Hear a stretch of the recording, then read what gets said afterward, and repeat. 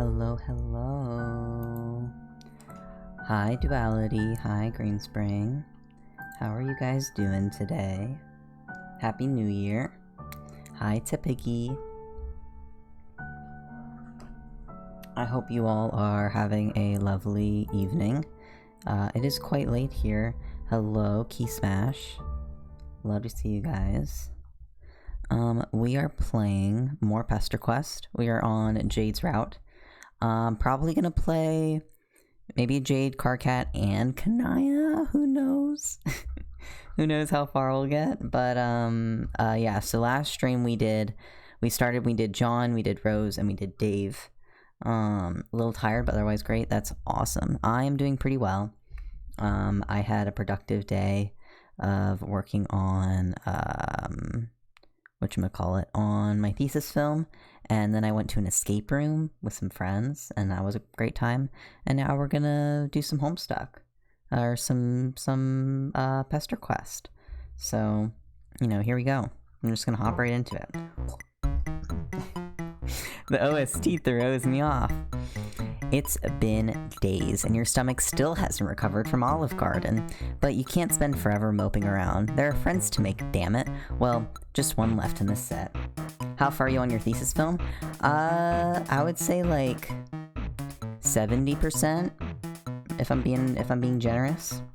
So we might work on it later today after stream if I'm still, or like after we do this, if I'm feeling up for it. We'll see. Fun song? It is a fun song. Hi, Willow. Yeah, Jade's theme is great. Her name is Jade Harley, and though all three of your new pals consider themselves good friends with her, they know strikingly little about her life. The most you have gleaned is that she lives on a mysterious island in the middle of the Pacific Ocean with her grandfather and some unknown or uncommon breed of dog. Their communication with her has been limited to internet messages and packages sent to a P.O. box in some podunk town called Haunswitch. Let me know if the OST to my voice ratio is a good volume. I think I said it fine, but just in case if one of them is too loud over the other or something. John said he would message her and see if she could provide an address, but you don't want to wait. Throwing yourself headlong into a friendship has always worked for you. So you close your eyes, think islandy thoughts, and hope it works. But something strange happens as you channel your powers. A loud bark echoes somewhere in the distance, and a nuclear green energy sparks in the air around you. You catch a split-second glimpse of a massive green sun, and then you hit the ground on your hands and knees. The whole event can't have taken you more than a second or two. Oh. Beck! Oh my god, hi Beck! Oh my goodness, I've been rereading Alternate Universe, and I'm literally on the part where they're on Jade's Island.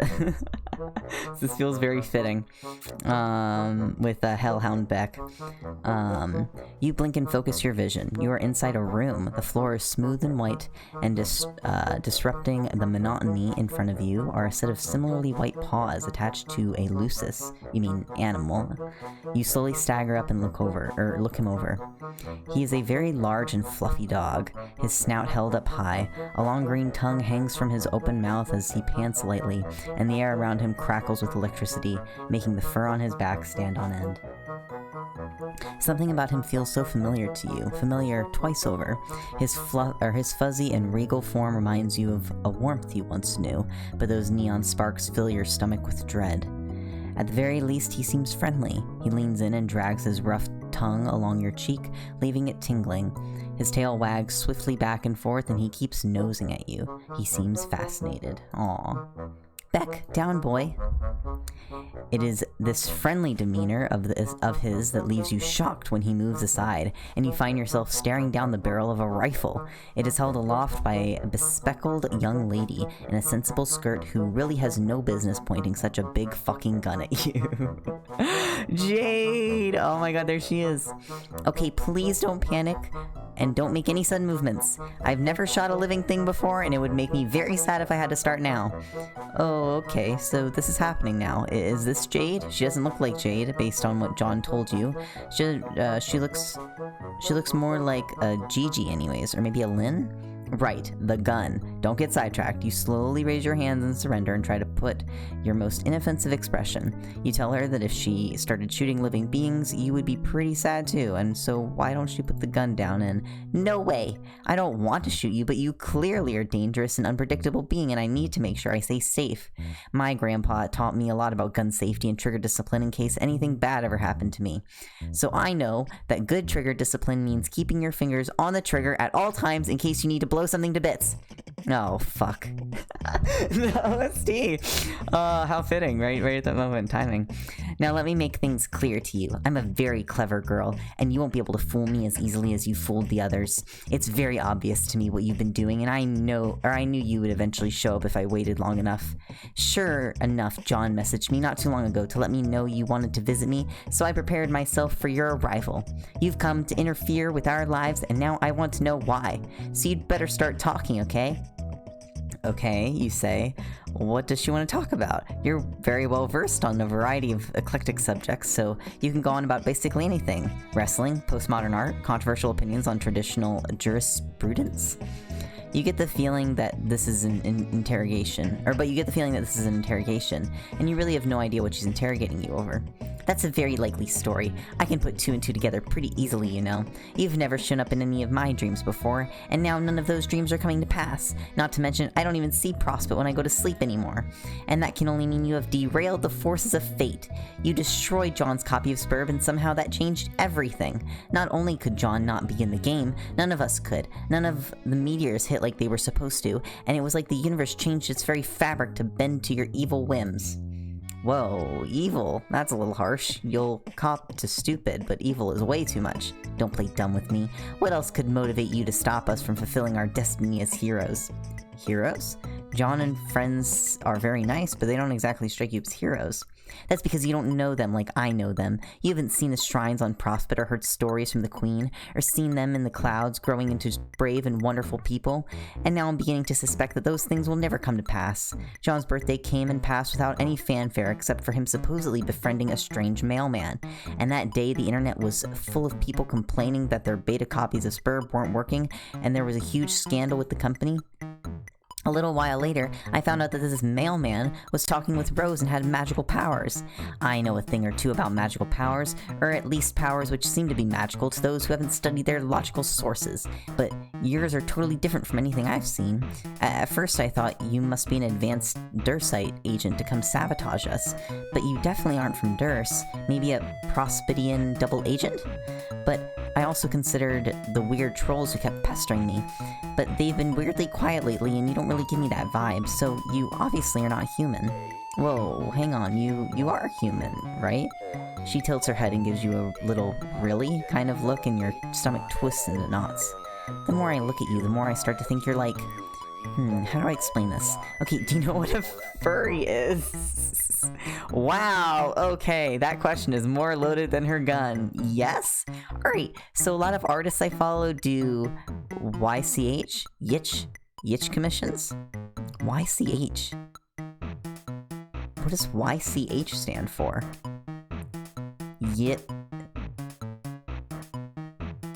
YCH commissions. I've never heard the term YC. I guess I'm not in the furry community, so I wouldn't know what YCH means. And you remind me of one of those. Does that make sense? You have no idea what YCH is, you cautiously ask her. It stands for your character here. Oh, okay. Thanks for explaining it to me. Basically, an artist will draw a pose or scenario, but instead of putting in an actual character, they will leave a blank outline like a mannequin. You pay them to put your own character there.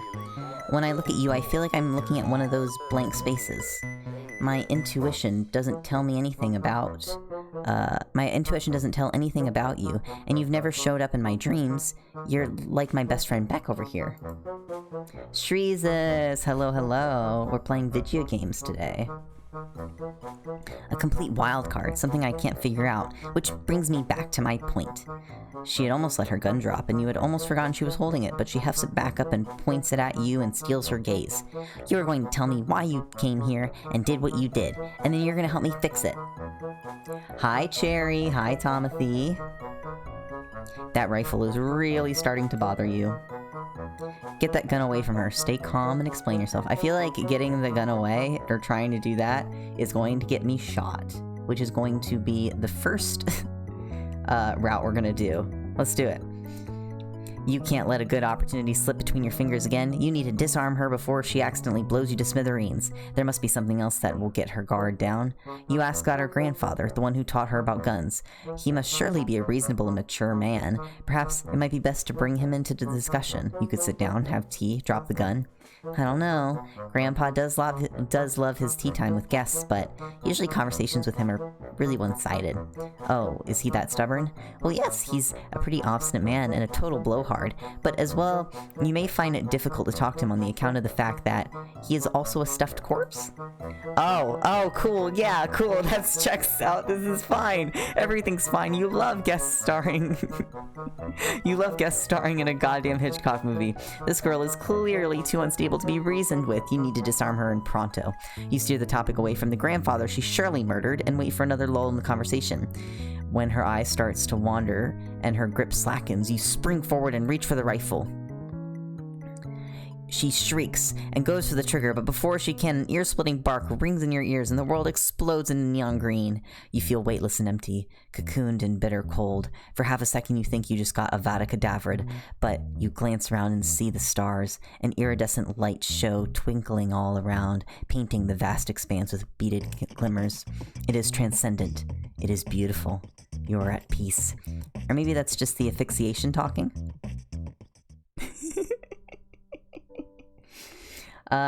Oh, hi Mooney, hi Cowl. This is PesterQuest. It is a...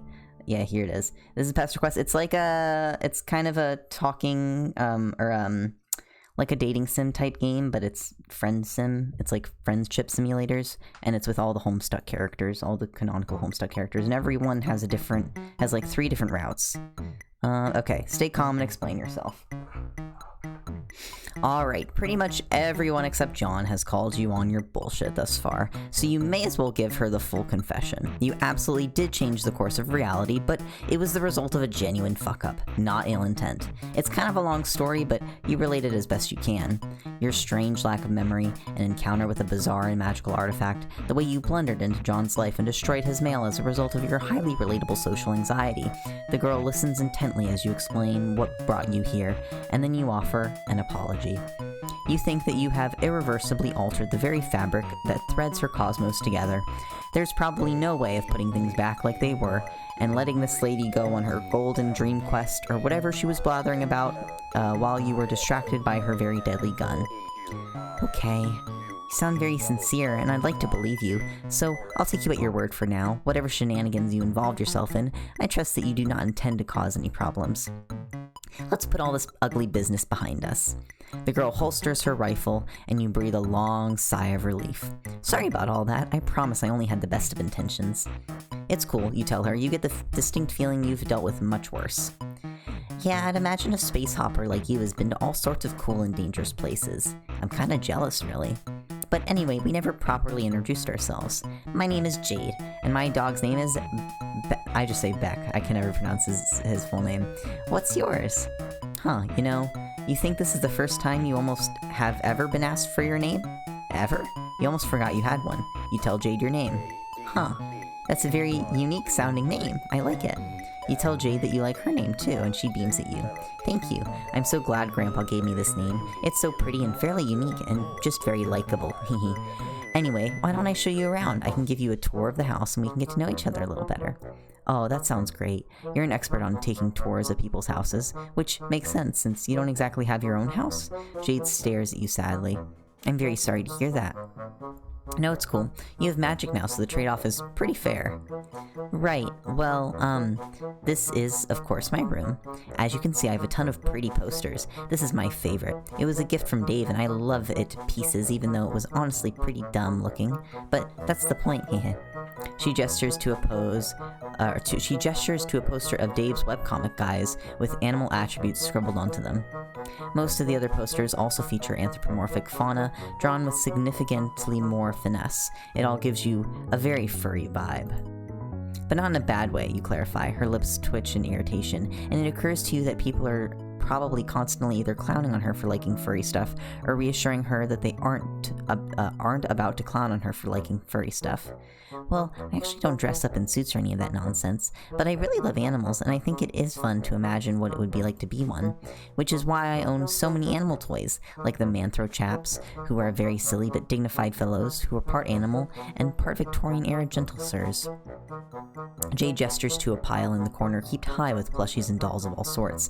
Many of them look like man/animal abominations with curly mustaches and other feature bright and puffy squid-like creatures. Oh, and these are my squiddles. They're based on a cartoon show. Rose says it's a bad show, but I don't believe her. Jade fishes through a toy pile and retrieves a dark bluish-black toy. This one is Inkabelle. She's my favorite. In one episode, she gets lost in a murky brine swallows and spends years completely alone, lost without any of her friends, but in the end her friend Podlight tracks her down and saves her. It seemed so bleak the first time I watched it that I literally cried, but I realized in the end that it was a very poignant tale. Jade smiles wistfully down at the plushie in her hand. She glances from it to another one of the squiddle dolls, and her expression tightens. She squeezes the doll a little too hard, causing a horrendous pitchy squeak. I guess in retrospect, that was pretty silly though. I mean, it was just a kid's show. Of course there was going to be a happy ending. That's how those always work, right? Jade's still smiling as she tosses the doll onto her bed, but she puts so much force into the throw, that it goes careening off the edge with a wheeze. You hear it plop onto the floor and magnetize itself to another squiddle. Its voice box lets out a little weak "Yay!" Jade stands up and brushes off her skirt. Her eyes fall to the bedspread, which features a striking cloud design. She sighs slowly and then assumes a bright smile once more. Anyway, let's go explore the rest of the house, shall we? I've got so much to show you. Jade hikes up her skirt and skitters down the spiral staircase 2 steps at a time. You're a little interested in the high-tech devices laying on the workbench near her bed, and a glowing green crystal that you think is literally uranium, but Jade's already gone, so you tear your eyes away and follow. The landing below her room is small and cylindrical. The features only a gray closet-looking device and a platform on the floor. My room is at the top of the tower, but this transportalizer will take us to the garden quick and easy. She hops and disappears in a flash of green light. You're a little non-pulsed, but you've seen weirder. You step on the platform and hear a click beneath your feet, and in an instant, you're standing in a lush garden atrium. There's exotic plants as far as the eye can see, ranging from psychedelic floral arrangements to tropical fronds to fruits and vegetables. Tall windows blanket the walls and allow sunlight to stream in, and said windows are coated in steamy mist. You feel like you've just got clotheslined by a rainforest. It's beautiful, right? Jade opens her arms and spins around, gesturing to her various gardening stations. You nod. It really is. Gardening is another one of my favorite hobbies. It's a great way to get your hands dirty and do some real work, and the end results are really vibrant and beautiful. Jade waves her rough and calloused hands at you, and then strokes her fingers along the pinkish petal of an anemone and hums a little tune toward it. One of its leaves seems to curl towards her touch. When Jade pulls away, she skips towards one of the windows and motions for you to follow her. It's a beautiful beautiful island vista that awaits your gaze. To your left is a towering mountain that might just be a volcano, and ahead of you is a small bay filled with giant lily pads and an old mossy temple. Beyond the island, the sea stretches out to a shimmering horizon. Past that boundary line is an entire world awaits, ever out of reach. This is my home. This entire island belongs just to me, Beck, and my grandpa. It's a very peaceful place. The greenery is so lovely, and the bay is very fun to take a dip in. There's always been some mysterious ruins down there too. I've always been very curious about them, but Beck won't let me visit them. I guess he thinks they're too dangerous. Grandpa's been there plenty of times before, though. Could her grandfather give her a supervised tour? Oh, Grandpa doesn't really move much anymore. He spends all his time having tea parties in the foyer, lol. He's quite old then? You could say that. Jade wanders away from the window and towards another one whose view is exclusively centered on the rolling blue. She presses a hand against the misty pane and sighs. You know, Dave talks a lot about coming to visit me here. I mean, all of my friends do, but Dave especially.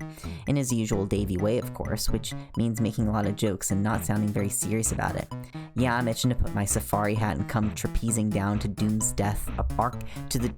Death Archipelago and get my ass murdered by Infinidog, the Eldritch Retriever. Stuff like that. I know he really means it though. He wants to see me just like I want to see him. But it's just wishful thinking. He doesn't know where this island is.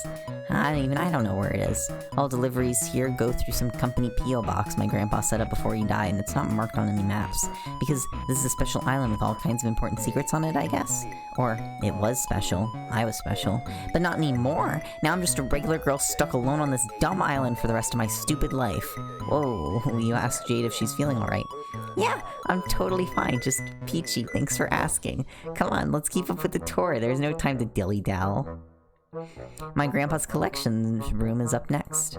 For the first one is full of big game hunting trophies. I'd never shoot an innocent animal, and I think the trophies are pretty hideous. But I do have to admire his great work stuffing them, I guess. It is really hard to properly stuff and mount something, trust me. And he has some cooler stuff on the lower floors, like all these badass knight statues, or these faded blue portraits of pretty ladies. Okay, I'm going to be honest, most of my grandpa's collection stinks, but I think what is important is that it all represents to him. Aww, we've got a bot in chat. Boop. Got him. Fucking sniped. But what is important is what it all represents to him. He's been on all sorts of incredible, amazing adventures, and he has this huge array of interesting things to show for it. You tell Jade that her grandfather sounds like hell of a guy. He sure is. Back when I was little, he used to go on trips all over the world and come back with so many interesting stories and souvenirs. I was so odd, and I guess a little jealous too. Sometimes he would just be gone for days or even weeks at a time, and it would just be me and Beck holding down the fort. I was always so happy when he came back. I listened to his tales without making a single peep, but he never asked me if I wanted to come along for an adventure, no matter how obvious it was that I did. I guess that's just the way of life for an adventuring folk. There's no time to be tied down, even by the people you love. They can stay at home and wait for you to come back.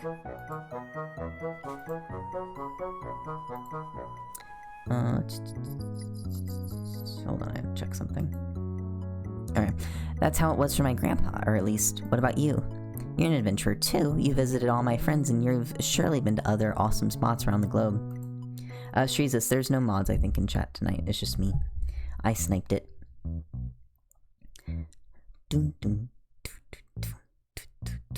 So I bet you've left someone waiting for you too, haven't you? Frost floods your veins and nestles into your heart with a burning chill, and for reasons that you don't quite understand, Jade tilts her head and bores into you with wide, curious eyes. One of her hands is balled up into a fist, and both of them are trembling as she watches you. Geez, you're gonna have to coach another kid through parental issues, aren't you? You swallow down your sudden anxiety, force a smile, and remind Jade that you're suffering amnesia. Oh, right. Well, it's just this feeling I get, you know? I have great intuition. When she smiles, the corners of her mouth twitches. It's now or never. Would she like to talk? I said I'm fine, there's nothing to talk about. Unless you want to talk about, some of these flowers. Isn't this one such a lovely yellow? Surely there's nothing wrong with good old feelings jam, right? Jade's an expressive, empathetic girl. Feelings jams should be her thing. You think that, but she's still steadfastly ignoring you. Hey, how about this orange one with a goofy face on it? Why don't we boggle at it for a while?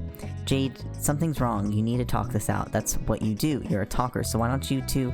Oh my god, shut the fuck up. Please shut your stupid fucking mouth. Of course something is wrong, and that something is you. Aww. There's a long pause. Jade stands there, her eyes wide, shocked at her own outburst. She wipes a tear from her cheek, takes a shaky gulp, and then sprints back upstairs. Oh, that didn't work. You stand there for a while feeling like a tender AAA grade jackass steak with a baked douchebag potatoes on the side. You then sigh and still yourself, making the trek back up to her room. Jade is nowhere to be seen. Beck is pawing clumsily at a large, suspiciously jade-shaped lump beneath the covers of her bed. You clear your throat and ask her softly if she wants to talk. It's cool, you say.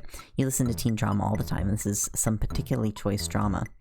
Not that you like drama, you clarify. You just kind of exist in the periphery of it constantly. You are the drama magnet. There's a long pause and you're about to turn and leave when she pulls the covers off and turns to you. Her eyes are all puffy and red. Hey. I'm sorry I yelled at you. It's not really your fault. I mean, it kind of is, but you didn't really know you were messing up anything. It's not fair for me to be pissed at you. It's just, none of this is fair at all. Yeah, that sounds like life, alright. You sit down on the bed and tell her to vent about it. It's okay, you can take it. Okay. Have you ever spent your whole life waiting for something to happen and then it didn't? Well, your memory is pretty fuzzy right now, so you can't say you have, but you think you understand a similar sense of yearning. Good God, have you yearned? Yearning is a good word for it, yeah. Let me try to explain. When I go to sleep, I would see this beautiful golden kingdom called Prospect and hang out with these people there. I'd wake up with these fuzzy, half-remembered feelings of happiness and visions of future swirling around in my head. It was nice. It was a good life. But there was this very lonely feeling that I couldn't make go away no matter what I did. I would always tell myself, soon, Jade, soon it'll all change. You will get to travel to Prospect in your waking hours. You'll meet with your friends in person. You will finally begin to live, like really live. I waited days, months, years for the day to finally arrive, and then it never came. I was so sure that it would come on John's birthday. All of the dreams told me so. All the signs were there, but it just didn't happen. And now I don't know what to do with myself. I was able to ignore the lonely feeling because I knew that it would disappear one day, but now that the day has slipped by, it's like all those years are catching up and crashing down on me all at once, and I feel so small and helpless and sad, like the loneliest girl in the world. And I don't want to put this all on you. That wouldn't be very nice, but it's not fair. Jade vaults from her bed and stamps her foot on the ground hard. Her face is flushed and streaked with tears and snot. She looks awful, frankly like someone who's been holding it in for far too long. Beck gets up and starts licking at her cheeks, and she holds him off until she can wipe her face on her sleeve. Thanks, Beck. At least I've got you for a best friend, right? Jade settles back onto her bed, stroking Beck's fur softly. I guess I have a lot of complicated feelings about all this, I guess. So complicated and painful that I'd rather just pretend everything is okay. But now I can't pretend anymore, and these feelings are all that are left. I hate feeling so glum. I hate sitting around being all sad and useless. It's stupid and pointless and a waste of my fucking energy, and it's not who I am, and I'm just dumping it all on you. I'm sorry, I really am. Man, you just completely fucked up this girl's life and she's apologizing to you?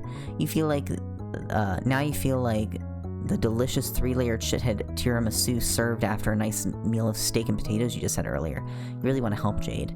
And while you still don't quite get all of this magical moon stuff she's been talking about, you can get how it feels to be lonely. That's something you can help with. You offer her your hand. Want to go see the world?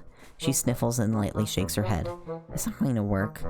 Well, there's no way to know unless you give it a try, right? She nods, stands up and takes your hand. You focus on a familiar destination, John's house, but as you begin to dematerialize, Beck turns to stare at you, and you hear a familiar barking sound in your ears. And when the flash of light subsides, you're standing there in Jade's room, only a few feet from where you started. What? See, I told you it wouldn't work. Come on, let me show you something. Jade hops up and shuffles down the staircase, and you follow. She takes you to the teleportation pad in the atrium. These transportalizers are all powered by thermal energy, and use each other as beacons for the sake of easy short-range teleportation. But if you hook one of them up to a uranium converter and modify the coordinates specified on the logic board, you can theoretically go anywhere in the world, which I tried, see? She twists the top off the pad with her fingers and pulls it off, showing you the wiring underneath. It looks messy, like someone has made multiple attempts to rewire the circuits. But when I used it, it only led to the exact same thing that happened just now. Beck used his powers to prevent me from leaving this island. Maybe I got the coordinates wrong and I would have ended up stuck underground or something, but I checked and double-checked my measurements. I think Beck just doesn't want me to leave the island. He wants me to stay somewhere he can keep me safe all times. Perhaps he heard his name from above, or perhaps he has a sixth sense about it, because Beck wanders down the staircase and over to Jade. She gives him a soft stroke behind the ear. I love him very much, but as long as he's around, I'm stuck here, and because of that change you made, that is how it will always be. I'm just going to have to get used to this, I guess. Jade deflates against one of her gardening tables and offers you a wan smile. For a split second, you could swear you see the droopy doggy ears and tail tucked between her legs. Depression to this degree simply is not conducive to friendship, and even if it was, you would still feel pretty shitty about it. You should do something to cheer her up. Challenge Beck for superiority, or explore. Let's challenge Beck, why not? It seems to you that the cause of Jade's problems, even though he's probably not hurting her on purpose, is Beck. He's a good dog, and he wants to protect her, but But the time for that has passed. Jade has a new omnipotent friend in her life, and she's got places to be besides that island. There's only one thing for you to do. You need to establish yourself as the new alpha of the pack. You must win the right to escort Jade to visit her friends. This is how dogs work, right? Yeah, it is. It definitely is, you think. You square up, bend your knees, and tense your palms. What are you doing? Don't worry about it, you tell Jade. You're practically an expert in Lucis wrangling techniques by now. In what techniques? She shouts behind you, but you're already charging. Beck doesn't see it coming at all, perhaps because it's such a spectacularly stupid thing to do. You go tumbling to the ground with him and manage to pin him. You know exactly what to do now. There's only one possible course of action, and it has been inculcated with such mimetic gravity that you are entirely certain that it will work as intended. Oh no. I want to go back. This is a bad idea. You punch Beck in the snout to establish superiority and immediately realize it's not working as intended. He snarls up and flares up a neon green energy crackling around his body. You wince as heat washes over you, as if you just opened an oven door, and your arm hairs stand stiff in electric terror. What were you thinking? This is a fight you can't win?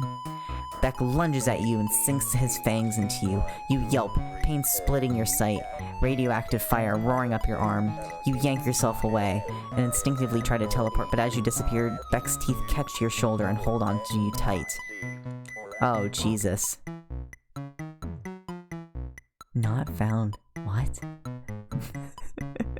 The two of you go hurtling through nothingness, and you're pretty sure you've left blood splatter on the meta-narrative construct like the website's scroll bar, or the RenP debug screen or some shit. Eventually, you come exploding back into canon and bounce off a purple spire with an ungainly smack, dislodging Beck in the process. You tumble onto a bridge and scatter some dudes in goofy gesture outfits, and Beck lands in front of you. Good boy, can we call it even? He snarls, and green flames crack the stone beneath his feet. So much for that. You throw your arms in front of your face and squeeze your eyes shut as Beck lunges again, but you don't feel the sting of his fangs against your flesh. Instead, you feel the singularly odd sensation of your body passing right through Beck's, as though you've just had a window thrown at you, like a reverse defenestration. Refenestration? Unfenestration? The world beyond your eyelids strobes green, and when you open your eyes, you find yourself staring into a massive, verdant sun. You think that Beck went for the kill. You must have phased through him as his powers surge. It was pure dumb luck. You can't imagine what kind of precise timing it would take to pull off that on purpose. The good news is you're alive, but the blood loss is really doing a number on you, and you can't focus on your powers. Your vision flickers at the edges, and there's a ringing in your ears louder than the flickering flame of the sun. You only just barely hear a voice from behind you as your eyes glaze over. Oh my god! Oh my god, Solux! Oh my god, hi! Who's this douchebag? Solux, be nice. This douchebag looks very injured. I think they're going to have to restart and try again. Better luck next time. Oh, my baby boy! There he is! Oh, they're vibing. So their session's going fine. Oh, I can't wait to get to Solux's route. Okay, we have one more route to go. Hi, Ross. Hope you're doing well. We explained ourselves. And then we were exploring, because we did challenge Beck for superiority before. You present your most finely honed smile of confidence and urge Jade to stand. This is no time to mope around. There's plenty of fun to be found without leaving this island. You suggest that perhaps with your help, you can give her the opportunity to explore that temple she's been curious about. Really? That would be super fun. But what about Beck? Oh, there's nothing to worry about there. You have a genius plan, you tell her. You tell her that you just head over to the temple and you'll take care of the rest. Okay, if you say so, but please don't do anything to hurt Beck, okay? I love him to bits. You wouldn't dream of it. Not on this route, at least. I think this is funnier if you go this way instead of the other way. Jade transportalizes downwards, and you turn your attention to Beck, who is idly sniffing one of Jade's plants. You advance on him slowly and with intent. You know what must be done. Pet the dog. You just get right in there and you pet the hell out of this dog. You employ all your strongest pamper techs, like the quick scritch up, the mane massage, and the Coddle brand EX dog smite. Somewhere in the distance, a bluebird observes your masterful display and chirps happily. But suddenly, Beck's head snaps up, and he points his snout in the direction of the temple. Whoa, whoa, whoa there, buddy. Now's no time to be thinking about Jade. Now is belly scritch time. You start rubbing Beck's stomach, and he flops onto his back with his tail wagging and his feet curled up. Who's a good boy? Beck looks at you, and you see the cosmos reflected in his deep, piercing eyes, and you understand. He's a good boy, and he knows it. After a while longer, you spent threading your fingers through his silky fur. Beck curls up beside you and yawns, starting to nod off. You kiss him on the forehead and then take the opportunity to slowly stand up and exit the room, letting the sleeping dog lie. You're a little worried about alerting Beck by using your powers. He seems to be pretty keyed into that kind of space-time manipulation, so you just take the long route to the temple. Jade's Island is a very beautiful place with rolling hills and lush, sun-bathed plains. It looks like an excellent vacation destination, but it is also so bare. Aw, Shreezus, thank you for renewing your Prime sub for 4 months. Goddamn. There is nothing and nobody around except for the hollow whispers of the wind. You can see how this place feels much less like paradise after years spent stranded here. When you reach the lake surrounding the temple, you see that the giant lily pads outside have arranged themselves onto a walkway that you can use to reach it. How strange and convenient. You channel your inner frog and hop across. Hey, up here. Jade calls down to you. She's at the temple entrance, far above your head, waving down at you. Grooves carved into the walls form a ladder that you can use to climb up, and soon you are standing beside her at the entrance to the temple. A huge imposing archway marks the ingress between the sunny island and dark interior of the ruin. From within you can see a faint yellow-green glow that seems to come from the runes carved into the walls. Spooky. As you proceed through the entranceway, Jade runs a hand along the glowing walls, her face bathed in a sickly green. At the end of the hallway is a large round platform decorated with cloudy design and a glowing orb at the center. It doesn't seem to pique your inner interior decorator, but Jade seems quite in awe at the sight. Excuse me. This is Skaya. I knew this temple had to be connected to that world in some way. Jade rushes onto the platform and it begins to descend. You quickly follow her before you're left behind as the elevator takes you down into an expansive dark room below.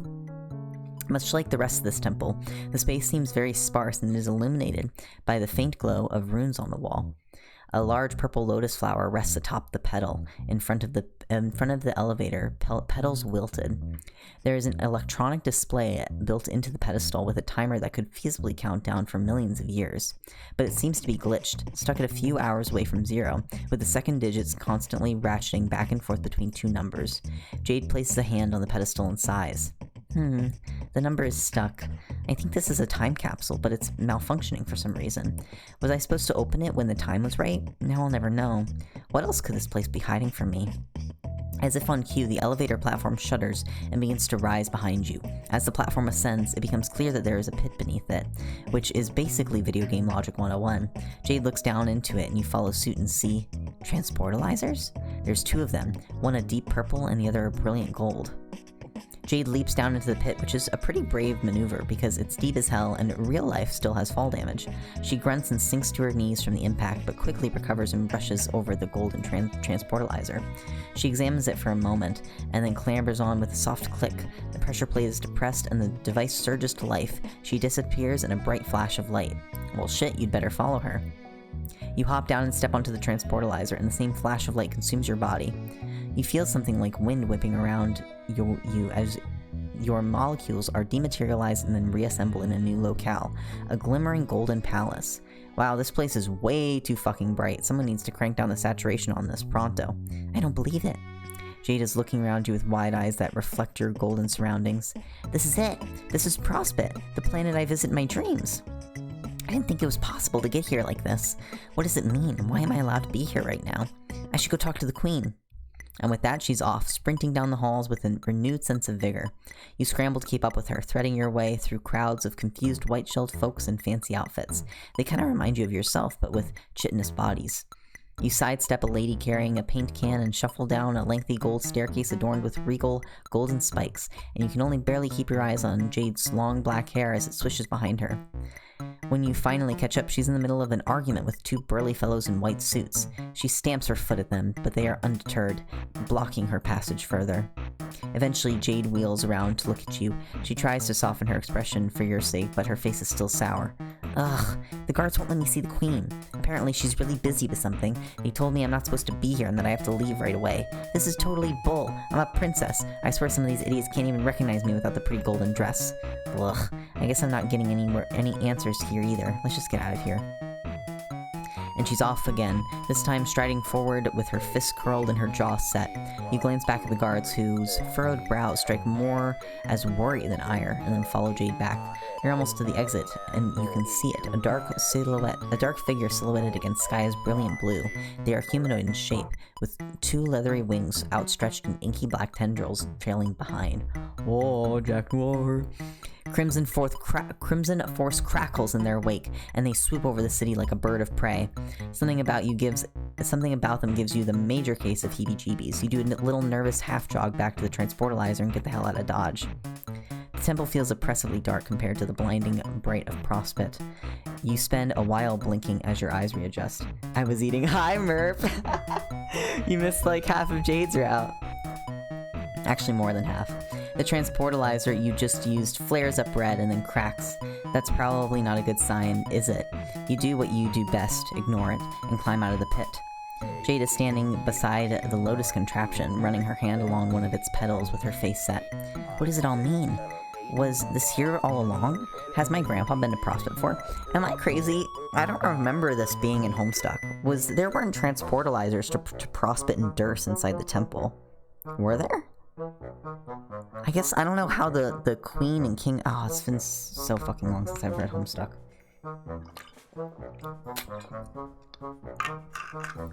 I remember this. I remember the pedal thing inside the temple. But yeah, didn't they come through this? Am I crazy? I don't remember how the queen got there. Yeah, they came back and forth through time. There weren't transportalizers to Prospect and Durst beneath. Oh, they were in Jake's temple. Oh. I don't remember that at all. Wow. Oh man, I need to reread Homestuck. Oh, that's what it was. Yes. Okay. I do remember that. Was this here all along? Has my grandpa been to Prospect before? If I can go there now, it must still exist. The game must still exist, but how? None of it makes any sense. Well, we have to get to Karkat's route. So, obviously, I mean, Beck teleported us to the Green Sun, and we saw Solux and Aradia in that route, but I don't think that route's canon. I think that this route is canon. Or at least canon to PesterQuest, because, right, we kind of have this, like, almost a canon route for each one. So is Karkat... So are we gonna somehow... Or maybe Beck's gonna get really angry at us for sneaking Jade into the temple, and Beck's gonna teleport us to Alternia? That's my guess. We what? Yeah, Merp, so, we teleported here. Jade was like, you fucked up my game! And we're like, oh, we're sorry, we didn't know.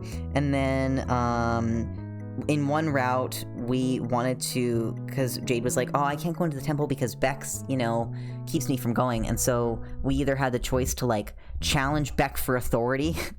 And so I clicked that. And then we punched the dog, which was a bad idea because Beck gets angry and then teleports us into the Green Sun. And then Aradia and Solux are there, like, who's this fucker?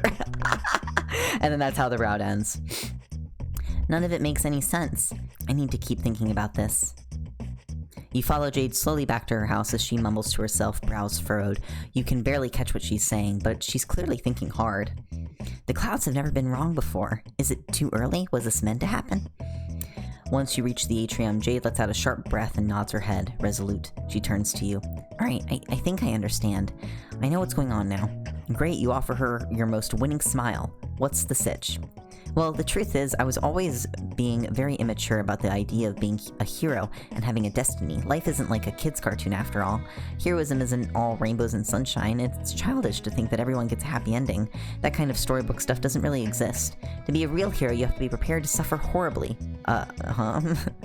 It makes sense when you think about it. If everything came easy, there wouldn't actually be anything heroic about it.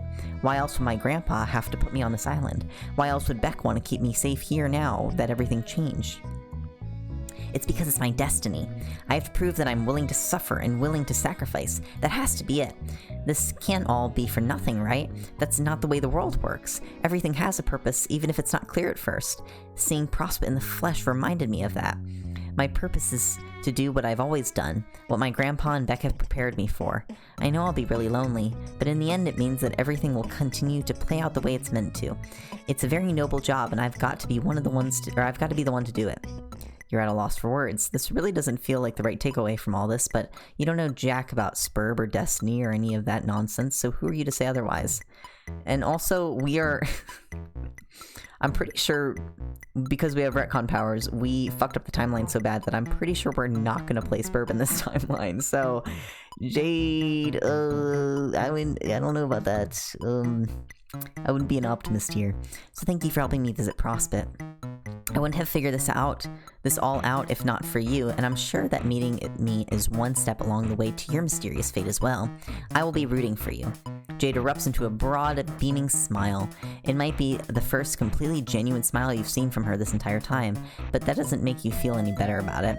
In fact, it's more like a knife twisting in your gut. When she throws her arms around you and hugs you tight, the knife pushes deeper to the bone. Well, you probably have a lot more important stuff to do than keep hanging out with me. I'll let you get back to it. Jade turns around and heads to the staircase, leaving you to stare at her retreating form.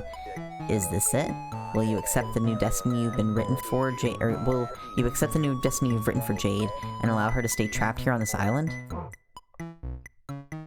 Is this it? Oh, we have another choice here. Do not accept. Some people might take this as a lesson in responsible use of reality-altering powers. Some people might even swear off manipulating canon entirely. But not you. What's the point of having sick-ass powers at all if you never use them? Maybe some god is going to punish you for the way that you've been fucking with the universe, but right now, you don't care. This girl would burn herself to ashes to keep her friends warm. The least you can do is risk the flame for her sake. You quickly sprint upstairs. Oh, you're not leaving. You don't have a place to be. I will be fine here alone, I promise. It's my duty. I'll get used to it eventually. You can't imagine she's okay with that, no matter what she says. Does she really want to stay alone for the rest of her life? Well, of course not. What I want to do is explore the world and hang out with my pals, but it's not about what I want. It's about doing what has to be done. That's what it has always been about for me. Hello, Archivist. How far into the game are we going today? We're probably going to go either to, so after Jade's route, we have Karkat, then Kanaya, then I don't remember who's after that, but I was thinking just doing 3 like we did last time, so I'll do up to Kanaya. We'll finish Kanaya's route. So we'll go through Karkat and Kanaya, because we're almost done with Jade's route, I think. It's about doing what has to be done. Well, that's bullshit. Huh? Maybe Jade's fate dictates that she never plays the game she wanted to play. Maybe heroes don't get a happy ending. But that doesn't mean heroes can't be happy. There comes a time in every young woman's life, you tell Jade, where she can't leave home because her pet is an overprotective god. What? Okay, that's obviously not true, but there comes a time in many young women's lives where the circumstances beyond their control to leave them without an escape. Perhaps it is easier to believe that the escape will never come, but you can't let Jade do that. When life has you stuck at home, perhaps... Okay. You can still hold on to hope. You can fight, no matter how long you have to wait. You can keep looking for another chance to see the world. And if the universe tells you to sit, stay, and roll over, you look the universe dead in the eyes and ask, who do you think is the master around here? And then you tell it to motherfucking heal. Yeah, you're right. Even now I think I was being childish. It was easier to tell myself to be miserable for a noble cause instead of holding on to hope and maybe getting hurt again.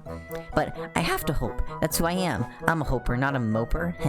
I will keep trying to convince Beck that it will be safe for me to leave the island. things have changed and maybe he doesn't realize it yet. He's kind of silly, dumb dog at times, but he still loves me and I love him and we can work it out. Maybe it'll take a while, but I'll definitely figure things out. And while I wait, you'll come visit me sometimes, won't you? Of course you will. You're not in the habit of abandoning your friends. The idea is unthinkable. You promised Jade that you will come visit her. Come visit. Come visit. A light bulb goes off in your head. One of those cool LED bulbs, the kind that syncs up to your phone and changes color and spies on you for the government. Party time. You ask Jade if she's ever had a slumber party. A slumber party? No, I've never had one. It sounds exciting, but is it really a party if there's just 2 people and a dog? That sounds more like a mild slumber hangout. Don't worry about it, you tell her. Just start getting the place ready for a bash. Pull out the sleeping bags, conjure some lightly irritated snacks, pump up the fresh jams, etc., etc. I don't know if we can eat and have sleeping bags, but okay, I'll see what I can do. Maybe there's something useful in my grandpa's old supplies. You shoot her a confident salute and then dissolve into the ether of cannon. All right, Egbert, up and at 'em, it's party time.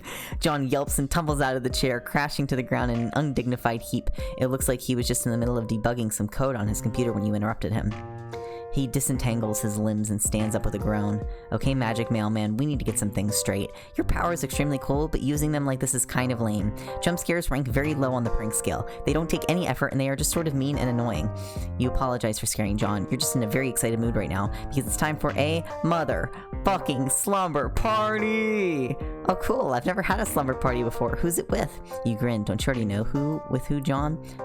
The American Association of Mailmen? You give him a blank stare. Oh, right, probably my other friends. That one should have been obvious. There you go, John. You tell him to pack whatever supplies he thinks he should bring, and then get ready for another whirlwind ride through space-time. I don't know. I should probably do the responsible thing and let my dad know I'm going on a trip, even if I will be back soon. Okay, that's fine, you tell him, but don't take too long. This route's already getting pretty long. Okay, cool. What should I bring? Oh, I need to grab some movies, definitely. Dave will be there, right? I should bring some McConaughey movies, so he realizes I was right all along about Matthew's stellar acting. Oh, and some snacks, of course. This is a great time for me to unload all the excess birthday cake my dad made me. Seriously, there are hundreds of them in the fridge. It is highly ridiculous. You wait patiently in John's room as he goes downstairs to fetch his bounty of cakes, talk to his dad, and all the other preparations. It takes forever. You're not really sure what he's doing down there. You think he might be walking around examining all the objects in his room in great detail and solving a bunch of puzzles? Come on, John. That's not the right genre of game. Get your shit together. Okay, ready? Alright, step 2 is to go get Rose. You take John's hand and zap the 2 of you into Rose's mansion. John spends a while goggling at the giant statue of Zazarpan the Learned. Then you ascend the stairs towards Rose's room and knock on the door. Her voice comes from within, slightly muffled. You're home early. I've been hearing strange noises from the neighboring lab of late. Have you? Rose opens the door and freezes. John? Her eyes widen and she slowly steps backwards, which John takes as an invitation to stride into her room. Her cheeks darken as she scans the room, eyes flickering from mess to mess. Surprise, Rose! We are here to steal you away, like the owl who kidnaps Harry Potter. That's not... She sighs and turns to you. Care to explain the sudden intrusion? It is normally considered polite to call ahead, especially when one is possessed of reality-bending powers. Oh, don't be melodramatic. There's probably nothing too embarrassing in this room. John froze. I literally love him. His sprites are so great. I love John so much. John furrows his brow as he glances around the room, eyes sweeping over the walls. He eventually settles on some pictures that have been hung up. I mean, look at those great drawings. Did you do those? That is so cool. I didn't know you drew stuff. Rose gives him a smile of a girl whose soul has just shriveled into a blackened husk. Again, an explanation would be nice. You explain you've come to collect Jade's friends for a slumber party. I see. The commercial and critical failure of Spur must have impacted her more strongly than I anticipated. She was really looking forward to playing that game with us. Yeah, that's putting it lightly, probably. I would hate to disappoint her further. Consider this my RSVP. Rose gives you a curt nod and then turns to frown at John, who's poking around under her bed. Something tugs at the corner of her mouth. John, my mother is busy and will not be expecting to return for a while. Why don't you and our strange friend go analyze her room instead? I need time to pack. Oh, okay, Rose, whatever you say. Rose shoves you out the room with more strength than you expected from a 13-year-old girl and shuts the door hard. Man, I hope Rose realizes that I was being serious when I said her drawings were good. We tease each other a lot, but she's really cool. John speaking loudly enough that Rose can almost certainly hear him from the other side of the door. You think You think he knows that, but you don't say anything, except to casually suggest that you and John go wait downstairs and admire all the ridiculous wizard art. He agrees. God, this is so weird. Who needs a giant statue of a wizard? Where did they even get this? Oh, and speaking of weird, I didn't want to bring this up with Rose in case it's some funny story I'm not in on, but what's with all the writing on her? But John trails off as Rose descends the stairs with a neatly packed bag. Shall we? We shall, you say. With a hand on each of their shoulders, you close your eyes and concentrate on the Strider apartment.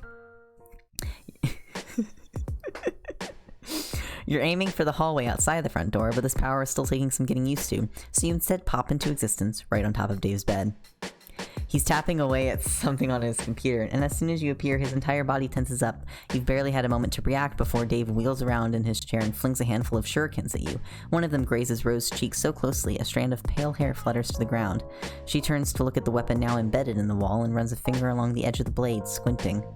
Oh, Jesus shit. What the fuck, man? Surprise! Okay, rule 1 of time travel or dimension hopping, don't fucking pull this kind of shit. I mean, seriously. Under any circumstance, I'd be shitting my fucking nuts off about the opportunity to chill with my best bro. But dude, you can't just drop a guy's bestie into the middle of the room out of nowhere like this.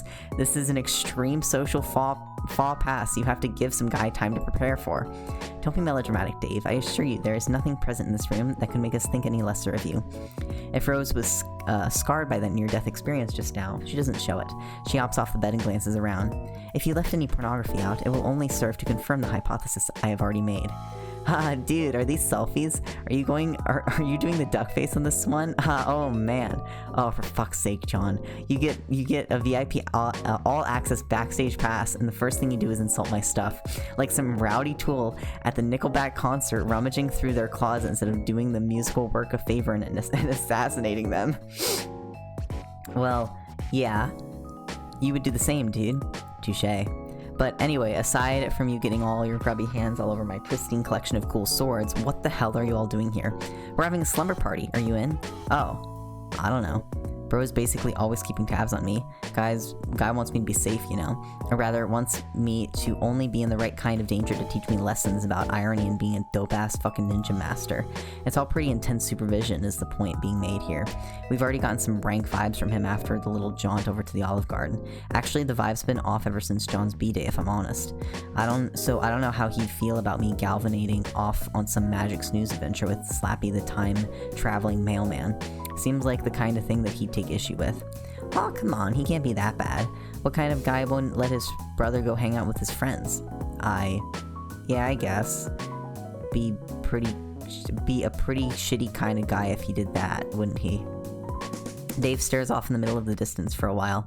Rose observes him intently. Look, Dave, I don't think it would be right if we all just had a big party and you weren't there. Jade really misses you. As would we. Or Jade would really miss you. Yeah.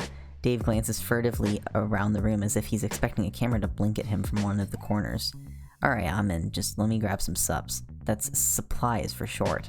Hey mailman, what's Jade's hell dog like? Do I need to bring one of those cool-ass swords? Cool. These swords are like $5 Chinatown swords, aren't they? What? No. Okay, listen. While Dave grabs his stuff and John heckles him affectionately, Rose's attention has been drawn back to the shuriken Dave threw at her. You stroll over and ask her what's up. She responds with her own question. Have you been introduced to Dave's brother? Not yet. You've heard a lot about him, though. For the sake of diplomacy, you only briefly touch on the opinion you've formed. He certainly seems like a fascinating man, the kind of individual whose brain I would love to pick apart, and to find out what twisted mechanisms fire off within its chambers. So that's what she's thinking about, Dave's bro? Rose chews on her bottom lip. Not exactly, but an adjacent topic. I'm mulling over the ethical quandaries presented by the existence of powers esoteric. What? It's nothing to concern yourself with yet. We have a party to attend, apparently. Right, Dave is done packing. You hold both palms and suggest that everyone hold hands so you can best channel your powers. Really? We're holding hands? God, this is so lame. But he does it, and he clasps John's and Rose's hand, when he clasps John's and Rose's hands, he shifts around and blushes faintly in a manner that suggests he doesn't really think it's so lame. In fact, he may think it's the total opposite of lame. He might think it is rad. And he'd be right. Friendship is the raddest thing of them all. You're full of warm and fuzzy friend feelings as you teleport back to Jade's atrium. Wait, no, that's just the feeling of your body dissolving and reconstituting itself halfway across canon. They are very similar feelings. You head to the base of the staircase where you call out for Jade. Her guests have arrived, you tell her. Jade rushes down the stairs and nearly trips over her skirt. Her expression is tight and anxious, and when she sees your motley crew standing there, she freezes up. Her breath hitches in a half sob. You really did bring them. They're here. You're all here. Jade breaks into a wide grin and sprints forward, launching herself like... Did Dave flash step out of the way of that? He fucking flash stepped. Oh my god, David Homestuck Strider. Hello, first time chatter. Okay. Dave... PesterQuest, so true. Jade breaks into a wide grin and sprints forward, launching herself like a missile at her friends. Dave throws himself bodily out of the way, and Rose takes an alarmed step back, leaving John to bear the full brunt of her affections. She crashes into him, and the two of them go spinning around, and Jade laughs breathily. Whoa, calm down there, Jade. It's nice to see you too. Tears are beating in her eyes as she squeezes him tight and pecks his cheek with a soft kiss. John, I'm so happy to see you in person, in waking person and everything. I've spent so much time watching you sleep. Oh, what? Jade swings around to look at her other two pals. Come on, you two. Get over here. We are having a 4-time hug combo right now. Rose and Dave cautiously step forward, and Jade, with John's help, yanks them both into a tight embrace. She smooches them on the cheek, too. Rose's face lights up with a blush, and Dave nearly goes catatonic when Jade pulls back, and she's clutching John's hand and tugging so hard she might pull the damn thing off. Come on, everyone, let's go upstairs. I found a bunch of military-grade sleeping bags in my grandpa's old adventuring gear, and I set them up in my room. We can play with all my toys and jam out to some music, and we can stay up all night long chatting with each other, and oh my god, you're here. This is all really happening. Jade's next laugh verges on hysterical, and she's got tears streaked down her cheeks. Dave looks a little perturbed. Wow, holy shit, it's cool, Jade. No need to get so, like this. Kinda fucks me up seeing you cry. Not that I'm trying to make this all about me. I mean, Dave, you're doing a horrible job of comforting her. Jade, come here. I shall hold you in my arms. Rose walks over to Jade, extends her thumb, and swipes down Jade's teary cheeks in a stiff, mechanical motion. Then she wraps her arms around Jade in an embrace that could generously be called a hug, but looks more like the precursor to an alien medical examination. John boggles at the display. None of you whack jobs know how to do this, oh my god. Come on here, Jade. Aw, thank you, John. Now come on, everyone, let's go. Rose with an emotionally distant mother, and Dave probably has never had a hug in his fucking life. And so the party begins. Tales told, movies watched, and fun had aplenty. So many shenanigans happen. So many. Someday, perhaps, you'll recount them all in detail. But before you know it, the energy in the room has fled alongside the sunlight. The moon and stars cast their pale gaze upon the 4 supine friends bundled up in sleeping bags and caught midway between slumber and wakefulness. Dave is rambling about some inane bullshit that nobody's paying attention to, and Rose is attempting to quite terribly to lecture John and Jade on the modern reinterpretation of Lovecraft's work. You think it's about time you bowed out. It's not that you haven't enjoyed chumming it with these kids, but you feel kind of weird sticking around overnight. You can come back later. Besides, you've got places to go and sights to see. There's an entire golden moon out there full of potential friends, and you knew nothing before today. The universe beckons, and you are powerless to refuse. You give Beck a little nod, like, hey, take care of these kids. Beck doesn't nod back because he's a dog, but you think he understands. As you quietly slip down the staircase and out of sight, you prepare one last glance at the group and find a sigh escaping your lips. Everything that happens here feels almost too good to be true. Can it last? Can this brazen wish fulfillment go unpunished? You find that hard to imagine. There is something fate-touched about these kids. You can feel it in your bones.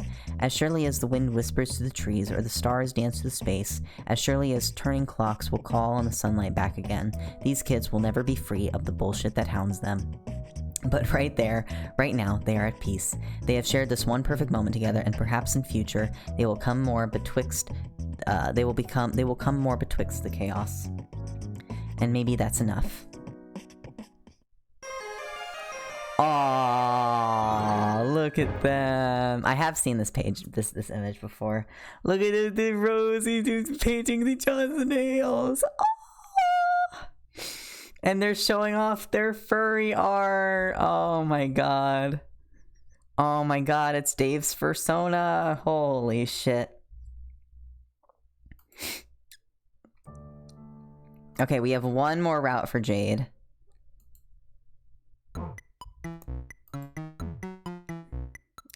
Okay, it was stay calm and explain yourself. And then we have to leave her. I feel bad leaving her to her fate now that we've been so nice and sweet. We did already do Dave, yes. We did that yesterday, but the VOD is up if you want to watch it. Accept. Wow, huh, you're kind of a huge jerk, aren't you? Or maybe the narrative is a huge jerk is what you would say, but now you're practically in charge of the narrative, so yeah, it's basically just you. But maybe Jade seems happy enough with her lot in life. Maybe she's better off this way instead of whatever danger she would have gotten herself caught up if she'd played Spur. Yeah, you keep telling yourself that. Bad end. Important heroic end. Okay, that was a fast one. Alright, it's Karkat time. How the fuck do we get on... How the fuck do we get on Alternia? That's what I'm curious about. Oh, I can't wait to talk to Karkat. I'm so excited. Oh, I miss Karkat so much. Confident that your new friends are safely sleeping off a rowdy night of full of snacks, video games, taxidermy, you return your thoughts to dreams. Jade's dream. That fascinating, shining place that feels familiar the way a dream does. Prospect feels like the place you should be right now. You've got a brand new zap sense, and it hasn't failed you so far. It's allowed you to befriend several emotionally volatile teens in precarious home situations. These powers won't let you down. So, you zap to the dream world. Turns out you can fly here. Rad! You drift around for a little bit, admiring the glittering towers, waving lazily to all the various dream NPCs until you come upon a dome with an open window. Inside, a troll boy with nubby horns and a silly outfit lies curled up in his dream bed, sleeping soundly. Aw, he looks so peaceful. You imagine this is a very peaceful troll boy. Perhaps it should strike you as strange that you immediately know what this alien's race is, but nah, you don't have time for that. Abruptly, the boy vanishes. Oh, shit. You follow him without hesitation. Zap. Luckily, your power seems oriented to specific people rather than places. You figure it's because this is a character-driven narrative. You find yourself in a dim respite block. There's a bookshelf and a desk and clothes hung up on pegs on the wall, but instead of on a bed, there's a small tub of green glue. What the fuck? A gravely voice tinged with mania crashes over you in a furious wave. You reel back from the onslaught. Every evening, I wake up to another glorious night of the universe applying its globes directly to my face in the most hilarious and juvenile way possible. I'm used to this, okay? I'm not saying this is anything new, but this is just next fucking level. Your eyes finally adjust enough to see the same troll boy from the dream world. He appears to have fallen asleep at his husk top. Some crumbs are stuck to his face where it seems where it had been pressed to the desk. He's got a zodiac symbol on his shirt, whichever one is a sideways 69. Nice. And man, he is angry, like way angrier than a normal person. I stay in this crumbling excuse of a hive, rig this place with early warning systems, and what's my reward? A deformed blue blood teleporting into my respite block like a fucking... You zap out of there because, damn, you don't know what kind of early warning system he has, but whatever predators it's meant to keep away, all you'd have to do is shout at them. You appear on a nearby hill about 100 yards away from the hive. From outside, it's large and leaning with square windows and an unnecessary number of balconies. Although who are you to say what's necessary? Maybe this dude really likes balconies. He could probably use some fresh air. A couple of similarly large and lopsided hives scatter the skyline. Hives. You aren't sure how you know that they're called that, but it feels right. Maybe because of the organic insectile architecture, like they were grown instead of built. You clearly aren't on Earth anymore. The sky is black and the bushes are purple, and there are 2 moons. Neither of them is your gold moon, though. You think maybe you should be freaked out by this strange alien land, but nah, you're a seasoned adventurer by now. Besides, you like it here. It's comfortable. This is a pretty good hill. You sit for a while thinking about all this hill, or thinking about this hill in this universe and your place, your place in it, is it? Until the sun starts to crest over the distant horizon. Hey, idiot! The troll boy is leaning out his front door. You're sitting on the ground waiting for the sunrise, so you're either a jade blood or a moron. And I know that the only jade blood who lives outside the caverns, and she's a lot better looking than you. So what the hell? Who are you? You're not a troll. There's a substantial gap of grassy hill between the two of you, but you can hear him just fine. He has the talent of projection. Or he has a talent for projection. You stand up and brush the dirt off your ass. He seems a bit less angry now. Zap right over, take your sweet time. Let's zap. No point in wasting daylight or moonlight, whatever, so you just zap over there. Holy fuck. A flash of... oh, fuck. A flash of gray and a gleam of metal. Bright, shocking pain opens up in the middle of you. The boy stares, eyes round, yellow, and shocked. Your laugh comes out wet. Why are you laughing? You don't know what else to do. You press a hand to the wound in your stomach, trying to hold the blood in with sheer willpower. You tell him you were just trying to save a little time. Oh, he's gonna see the red blood. He's gonna see the blood that I'm pretty sure is the exact same color as his, and he's gonna freak the fuck out. What? Your boy stares down at the weapon in his hand, a viciously hooked blade that he's plucked seemingly out of nowhere. A scythe? No, a sickle. Is this kid a communist? Did communists actually use sickles, or was it just a sickle theme? There's so many communist facts that you don't know. The boy continues to stare at his sickle. Then he stares at your fingers. He looks back and forth. His sickles, your fingers. His sickles, your fingers. Or more accurately, the blood on his sickles and your fingers. He's gaping at the crimson splashes like he's never seen blood before. His mouth moves but no sound comes out. He hunches over himself like he's the one who's been gutted. You aren't sure what he does after that because suddenly you're on your back and all you can see is the sky.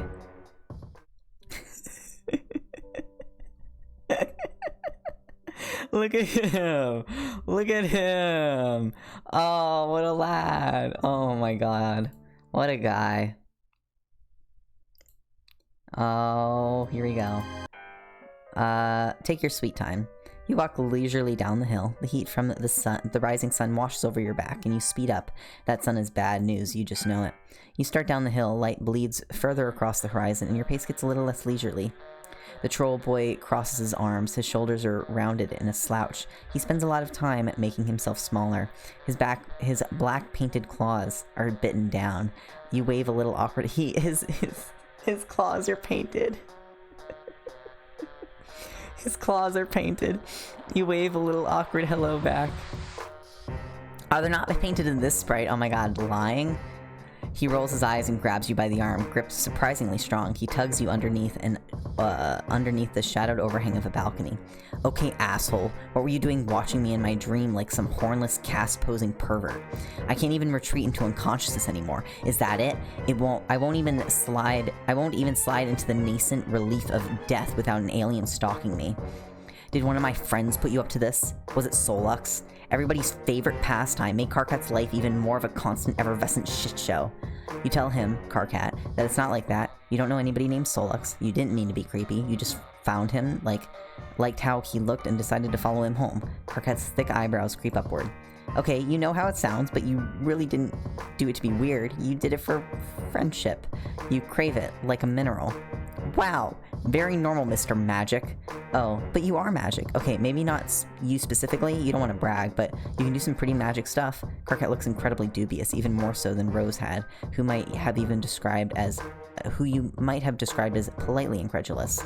You consider explaining to him all the wild stuff that Jade told you about games and destiny and such things. Hold on. Excuse me. But you can't really imagine what any of that has to do with this grumpy alien boy. What are the chances? You tell him you can prove it. You can bring him to visit one of his friends. You are so awesome at bringing friends together. You could visit Solux, was it? Karkat makes a noise like a tea kettle being punched. Hell no. That nook biter would self-immolate if I interrupted his coding. You wonder if that's a euphemism. Maybe Karkat just likes scare quotes. I don't have the energy to grubsit his freaky deformed bulges today. Okay, then where does he want to go? Does he have any more friends? I wouldn't call him a friend exactly. More like an endless burden I've been cursed with by the slithering eldritch gods of the outer reaches. If I didn't occasionally check up on him, he'd space out so far he'd hit a hard vacuum. How do we do this? You're actually not quite sure, but you don't want to backpedal and suggest to this cool, angry troll boy that you don't know what you're doing. Do I just... His hand kind of hovers near yours. Hold on. You could hold hands, but you don't want to be too forward. You could also just hold him under the armpits. You think holding me under the armpits is less weird than holding frond stumps? Yeah, sort of. Karkat puts an awkward hand on your elbow, and then he frowns, pushes up your sleeve, laying 3 fingers against your bare arm. You good, dude? Yeah, sorry, you're just kind of warm. Thank you. You tell Karkat that he is very warm too. Let's just get this over with. Try to aim for the outside of his hive. His Lucis isn't around, and he's usually too stoned to even notice if the roof came down. Are we visiting Gamzee? But I don't want to startle him. Cool, here goes. You zap somewhere pitch black and immediately blunder right into Karkat. Oh my god, could you keep it together for a single fucking glance nugget? You aren't in Karkat's hive anymore, you appear to be in the void. Cool. The what? Let go of me. You tell Karkat that he is actually the one still holding on to you. He makes an angry noise through his nostrils and releases you from his clammy grasp. He moves away from you and collides with what sounds like 12 or 17 mops all banging into each other and clattering to the ground. God fucking... Something smashes. Slurry guzzling. A shower of little noises like marbles over hardwood. What even is that?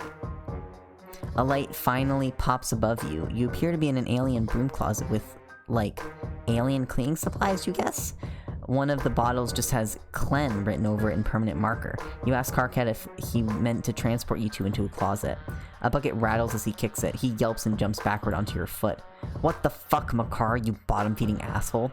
Your personal habits are almost as disgusting as your pan-rotting purple words. Why is your paling equipment mixed with your scrub poles? Did you figure nobody would notice? Surprise, Nooksucker, I noticed. What in the hell? Karkat breaks off, and after a moment you realize why. Heavy footsteps shuffle closer.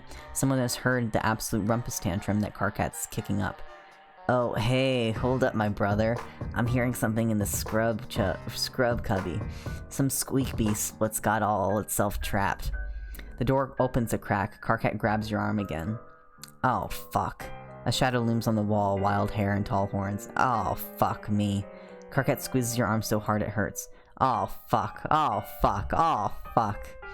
The door opens a little wider and you feel wetness on your arm where Karkat's claws have drawn blood. The door creaks and you panic.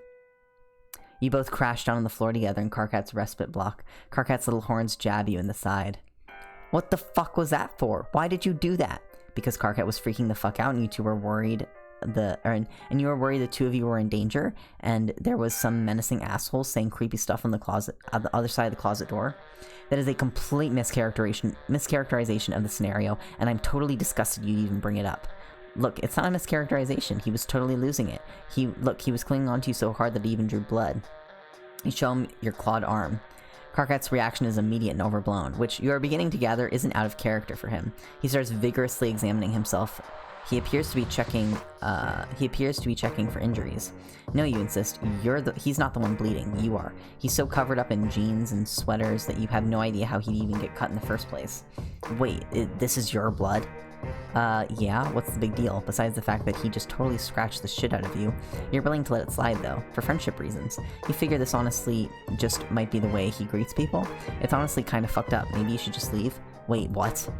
Now you're just going to zap the fuck out of here like nothing happened? You can't go out there. It isn't safe, not for people like... Karkat pulls himself warily to his feet. He's still looking at you like you're a bomb that might go off if he steps wrong. Slowly, he extends his own palm and drags a claw across it. Crimson blood beads up and drips to the floor. It isn't safe for people like us. Clearly something is happening here. It's probably a really deep and affecting moment, but you're not sure what you're supposed to do. You bleed, he bleeds, both of you bleed. Sweet. Blood friends. You can fuck with that. How'd you get that cerulean hoodie? Did you bag yourself a high blood moirail? Now that you have established that the two of you do indeed have a lot of... you two do indeed both have blood, Karkat appears to have warmed up to you a lot. He even offers something called grub juice, which you're pretty sure is just Coke, except not as sweet. It's almost a little salty. You take tiny polite sips and then pour it into the dead plant as soon as Karkat turns his back. You tell him that you aren't actually sure where you got the sweatshirt. You were just wearing it when you woke up. You don't even remember where that was. You know, or you just know you were standing in front of John's house and you were wearing this hoodie. You knew it was important, but not why it's important. Possibly because it keeps you from being naked. You didn't even realize it belonged to a cerulean, whatever that is. Karkat is looking at you like you aren't making much sense, which is fair, because you really aren't making that much sense. So you're a mutant alien. You're a mutant blood alien with amnesia that can also teleport. Oh, and you can time travel too. Don't push it. Karkat sits down at his desk and hits the space on his keyboard. We could probably figure out whose caste sign that is. Well, not us specifically, unless you've got some incredibly unlikely and well-honed Husktop skills. You've got no Husktop skills, honed or otherwise. Yeah, I'm not fucking surprised. Here, just give me a second. Don't break any of my shit. You take a... Oh, good night, Timothy. You take a glance around the room, keeping your arms behind your back so as to make absolutely sure you don't break any of his shit. His room is surprisingly tidy for someone as scattered as Karkat, mostly just weapons and movies posters. Is he gonna ask Solix? Smile. Oh my god, it's Karkat. You wanna ask Solix so bad to do hacking stuff for you. Pretty please, give me interactions. Please give me the Soul Cat interactions. I'm so desperate. I've been reading so much alternate universe. Oh my god. I've been reading so much alternate universe, oh my goodness. It all has the air of someone who doesn't plan to live in a space for very long. It feels very temporary. Karkat is typing furiously with his mouth pulled into a little frown. That's his default, it appears. Every so often, though, he'll throw a glance at the cut on your arm. He really is hung up on your blood. Good news, Cat. Yes! Yes! Fuck yes! Good news, Captor. Tonight is your lucky night. Finally, you get a chance to put your money where your dribbling, snaggletooth flap is. I need you to do something for me. KK, if this is more whining about the team leaders, I don't want to hear it. You just don't have the qualities necessary for this sort of scenario. And if you're just here to start some sort of a slap fight for Wrigglers, then you should probably go fuck yourself, because I've got actual work I need to do tonight. Haha, oh my god, who gives a fuck about a game Arati dug out of a hole in the ground? And what actual work? Like, I even believe that for a second. You mean the actual work of touching yourself while sobbing into your Recuperacoon? Yes, hilarious, but we can skip the foreplay for just one time in our lives. All that is going to happen is saying something you regret and then cry typing over whether or not we're still friends. Okay, first of all, fuck you. I don't have time for any of your pathetic burns dunking me into a carton of weak sauce. There's actual real serious shit going on. Well, now that we've wasted like 2 minutes telling each other how busy we are, what the fuck do you want? I love them so much! Wow! Oh, I love them so much! I need you to check something for me in the Imperial... I need you to check something in the Imperial database for me, cast records, and I want you to do it without asking me why I need it. Deal? Wait, what the fuck, KK? Absolutely no deal. You didn't even try to make a deal. You just told me to do something incredibly illegal and dangerous. Why do you need cast records? Do you think ancestors are bullshit? Ancestors are bullshit. Fake night dream nonsense for kids who hate themselves and want to experience a connection to something better than they are. Face the facts, bulge weeds. There is no way any of us are descended from anybody that matters. Says the person descended from literal... Says... From literal troll Jesus Chris when two characters tell each other to go fuck themselves. Oh my god, I love them. True! It's my favorite dynamic!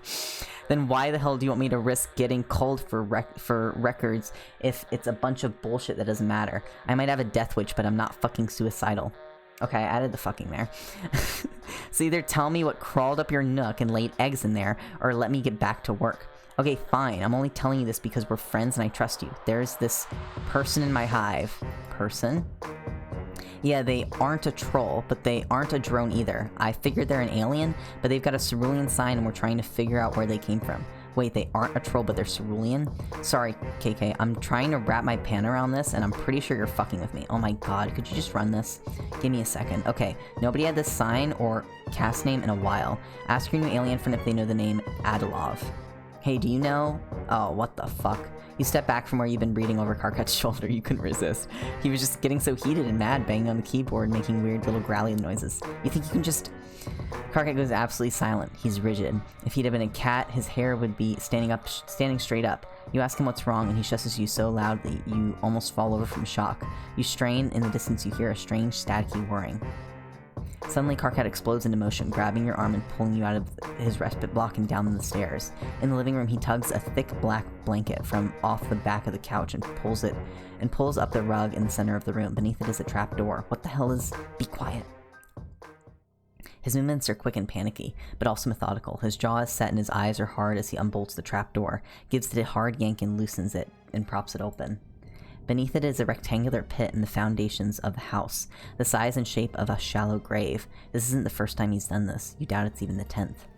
So far, Karkat has struck you as a bit ridiculous, but now there's something fierce burning in him, something angry and distilled. The sound comes again, closer this time, and you see a hulking shadow out the window, huge and menacing and armored.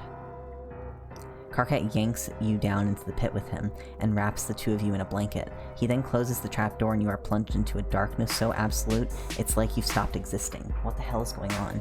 A drone. Karkat's face is squished against your shoulder. The fear in his voice shudders you to your bones. It's just a routine check. We should be fine down here. My Lucis dug this. It hides the temperature. The temperature? Of me. Of us. Of our mutation. You don't understand, but it doesn't stop you from being afraid. Impossibly heavy footsteps land on the floor above you. Karkat trembles. God, you have to do something. I'm not fucking fleeing, are you insane? We're gonna do the route where we flee eventually, but not fucking now. We'll be fine. Karkat mutters it to himself again and again. We'll be fine, we'll be fine. It always works, there's no reason to. A rusty grating screeches the door trap. No! A rusty grating screeches the trapdoor is wrenched off its hinges. Light pours in. Two giant metal hands reach out into the hole and pluck both of you out. Karkat wriggles and bites it like a cat trying to get free. You don't have the chance. The drone tosses you bodily out of the way. Your head hits the wall and everything goes a little strange and streaky after that. When you come back to yourself, you're outside in the blazing morning heat with Karkat crouched over you. Did the two of you... The morning heat? Yeah. His voice is hollow. There's crimson blood smeared on his sweater and up to his chin. You realize it must have come from the reopened cuts on your arm. Karkat must have carried you out of the hive. The hive. Behind you, Karkat's house is in flames. The heat of the fire combined with the heat of the sun until it feels like the two of you are standing on the edge of hell. Oh my god, did the drone do that? No. My Lucis did. I told you, I have early warning systems. He gave me a chance to get out before triggering it. Is he okay? Karkat gives you a look of utter disgust. He gestures toward the burning hive. I very much fucking doubt it. Okay, but the drone is dead, right? So he's safe. Karkat releases a creaky, wheezing sound that takes you a second to realize his laugh. God, you really are an alien. Where are you even from? It sounds so relaxing. That isn't the only drone, you freak of nature. It's seen my sign. It's heard my voice. I'm on record as call in sight. There's absolutely nowhere for me to go. Shit. Okay, well, what about his friends? You really don't think Karkat has any sort of state to make a decision, so you make an executive one for both of you. It's also hot as shit out here, and your delicate skin is already starting to burn. What's that friend's name been? Solux? You take Karkat's hand because the two of you are beyond holding each other under the armpits at this point. You appear in a residential street in a city. For a second you think you must have traveled in time as well, since it's nighttime again, but then you look up and see the strange purple-blue glimmer in the sky. It's still day, but there's some sort of atmospheric shield between the killer sun and the city. You wonder why there isn't one over where Karkat lives. Maybe it's too far out in the sticks. Karkat yanks his hand out of yours. He is still holding the blanket he wrapped you two in, staring around in nervous little ticks. He looks even more scared than he had been in his bedroom. Clearly he doesn't get out much. Fuck. A low chime rings out through the empty streets. Karkat pulls his palm husk out of his pocket and looks at it like he can't remember what it is. Like everything normal had been wiped away and all that remains is frozen horror in his eyes. KK, what the fuck? I just saw your name come on the feeds. What did you do, you fucking idiot? You're going to be a Thresh-cutioner. You can't just start showing up on the call list. I didn't do anything, Solux. There's some stuff about me you don't know. KK, what the hell? Okay, well, first of all, I'm outside your hive stem. What? What are you talking about? Is this the mutant stuff who gave a shit about that? Or is this the mutant stuff? Who gives a shit about that? TZ knows, too. She says she can't taste our blood colors through the screen, which is kind of freaky. Or she says she can taste the blood. Read the fuck. I can't. I can read it in my head. It's hard to read out loud. TZ knows too. She says she can taste our blood colors through the screen, which is kind of freaky. How does that work? The screens aren't scratch and sniff. How the fuck? It doesn't matter. Wow, I actually do not give a crap about any of Terezi's crackling bullshit right now. Everything is fucked forever. As if in agreement, a familiar crackling whir starts somewhere close by. You and Karkat look at each other in almost comedic distress. I have to go. Just come up here, okay? We'll figure this shit out. No, absolutely fucking not. Oh my god, you utter imbecile. You think your little pan sparks could do anything against a culling drone? I know you have a death wish, but I'm not going to assist you in a hysterical shit-fit suicide. You don't know anything about me or my death wish, KK. Come upstairs. No. Don't make me tell you how much I hate.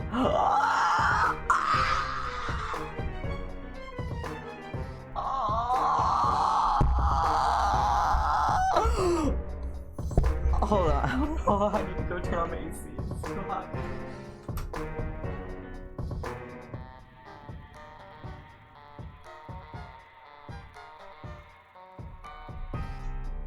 Oh my god. Oh, this is. I'm gonna commit a kill. I'm gonna commit a kill on somebody. Oh, Karkat throws his palm. Oh my god. Oh my god. You can't just say that to me. You can't just say that. Karkat throws his palm husk at the pavement, shattering the screen. Tears drip off his jaw in blurry streaks of red. Get me out of here. And don't you dare ask me what's wrong. You don't. You get him out of there. To all over. Locale to locale. You take a grand tour of Alternia, a place you shouldn't know the name of, but you do. And everywhere you go, you hear the telltale grating whir. Karkat was right. Wherever he goes, the drones follow. After a certain point, it just becomes routine. You teleport to a random location and the two of you just sort of loaf around until you hear the sound in the distance. By the time the sun starts to set, you are both exhausted and must have zapped all over the planet. You find yourself back on the grassy fields, most likely somewhere near Karkat's demolished hive. Smoke hangs fetid in the evening air. Karkat's eyes are dull, his hair a tangled mass of curls so thick they look like twisted wires. I figured out why the fucking thing didn't work. What thing? He shakes the blanket, which he'd been holding on to all day, the last remnants of what is most likely now just a smoking wreck. With 2 mutants in there, we were too warm. Years of perfecting my hide like an oink beast from their slaughter technique, and it's all decimated by some clueless asshole in a hoodie. Just Karkat out here having a Karkat out here having a normal one, getting fucked up the waste chute by an inexorable march of fate in the universe. I met someone with the same disgusting deformity as me, and they immediately ruined my life. This is why I don't let people into my hive. Karkat, there is so much hatred wrapped up in his voice, in his words, and you don't think it's hatred for you. You ask him what you can do. You want to fix this. I think you've done enough. Karkat bundles himself in the blanket, even though it isn't cold. He turns away. Oh. What a route. Holy shit. Oh my god. I'm fucking depressed. Thank you, Key Smash, for the hydrate. Wow. What a fucking route. Holy shit.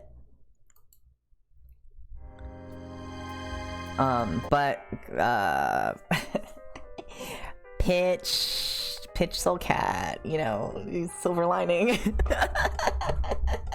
Wait time again, let's do the happy one. Let's go. Oh, wrong thing. Click the wrong thing. Oh my god, I love Karkat so much, dude. I fucking love this little guy so goddamn much. You're pretty tolerant kind of dude. You're generally down for whatever, but lying in a shallow grave while a troll boy digs his dummy little horns into your ribs and a mechanical monster stomps around upstairs, that's kind of a lot, even for you. So really, you do the only one thing a responsible friend can do. You get your friend the fuck out of Dodge. What? What?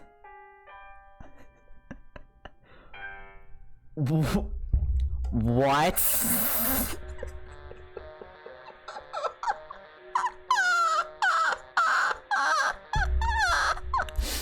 What? It was really cool of Jade to have us all over. It felt like a birthday present, kind of. Sorry, sorry. I'm sorry. Listen, okay. When I thought that I was downloading PesterQuest and I was gonna play I thought it was gonna be like, you know, oh, we have each character and each character kind of has their own little route and it's like just a little bonus, you know, kind of story, but not like, it's not like anything big, it's just some like fluff. This is like fan service specifically for me. I am getting fan service directly for me right now.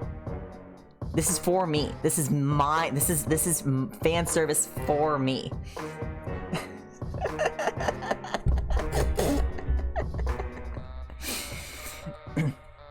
I feel like they made the epilogues and then they were like, we need to apologize. And so they were like, let's create the most fan servicey game possible and hand it to you. It felt like a birthday present, kind of, especially since all my other presents got lost in the mail. Actually, the only one that didn't get lost was a little monster poster my dad got me. He gave it to me a week early, almost like he knew that something weird was going to happen to the rest of my gifts. Yeah, sure, I'm happy for you, dude. Cool that your dad got your unbelievably crappy shit to you before it got thrown in the literal garbage where frankly it belongs. But why are you wasting any part of our valuable word count babbling about your fucking little monster poster? Who actually cares? I don't know, I just figured some people might want to know about it. Whack.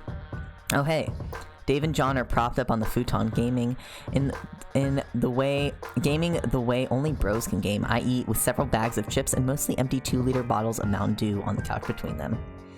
Yeah, dog, saving room for Jesus and snacks. Oh, hey, Mr. Mailman. You wave hello and try to catch your breath. You're being a little unbalanced. Wait, is Karkat not with us? I thought we took Karkat with us. Okay, I'm gonna keep waiting. Okay. You're being a little unbalanced from the brutal shift between being buried alive to a chill Texas day with a couple of guys just being dudes. Wait, how'd they even get back from Jade's? Oh, right. Turns out her dog can teleport. Wild, right? Who knew? I don't think that can time travel, though. So don't worry, you aren't going to be out of a job or anything. And I'm probably going to ask you to zap me back to my place before my dad realizes I've been gone this long. I don't think he'd call the cops on you, but I just want to be on the safe side. By the way, who the fuck is that? And is he like, okay? Oh yeah, Karkat. He's currently curled up on the ground with the blanket still wrapped around him. He's breathing very heavily and sort of clutching at the carpet. You lean down to make sure he's cool, while telling Dave and John that he's an alien from another planet. You figured that you'd bring him here since shit got a little too hot back on this alien land. Oh. Dope, I guess. Hey dude. Wait, he's an alien? Like a real alien? Yeah, John, Jesus Christ, look, he's got little horns. Yeah, I can see that, but come on, aliens? Oh, so this is where you draw the line. Our friend living alone on an island with nothing but her magical dog and taxidermy grandpa who she stuffed herself, isn't where you draw it. A teleporting fake mailman in a hoodie who just wants to be bros isn't where you draw it. I guess you have a point. All that stuff just feels so normal now. So I guess in theory you could bring us to visit this alien.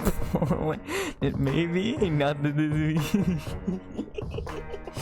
not that that's anything I'd actually want to do. The place probably is stank as fuck. You never catch me in space. Space ain't a place. Oh damn, write that down.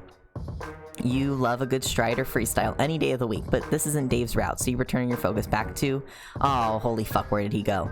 Oh yeah, the little dude just scurried out the door. Probably should mention that. God damn it, you just brought Karkat to Earth and now you've already lost him. Some friend you are.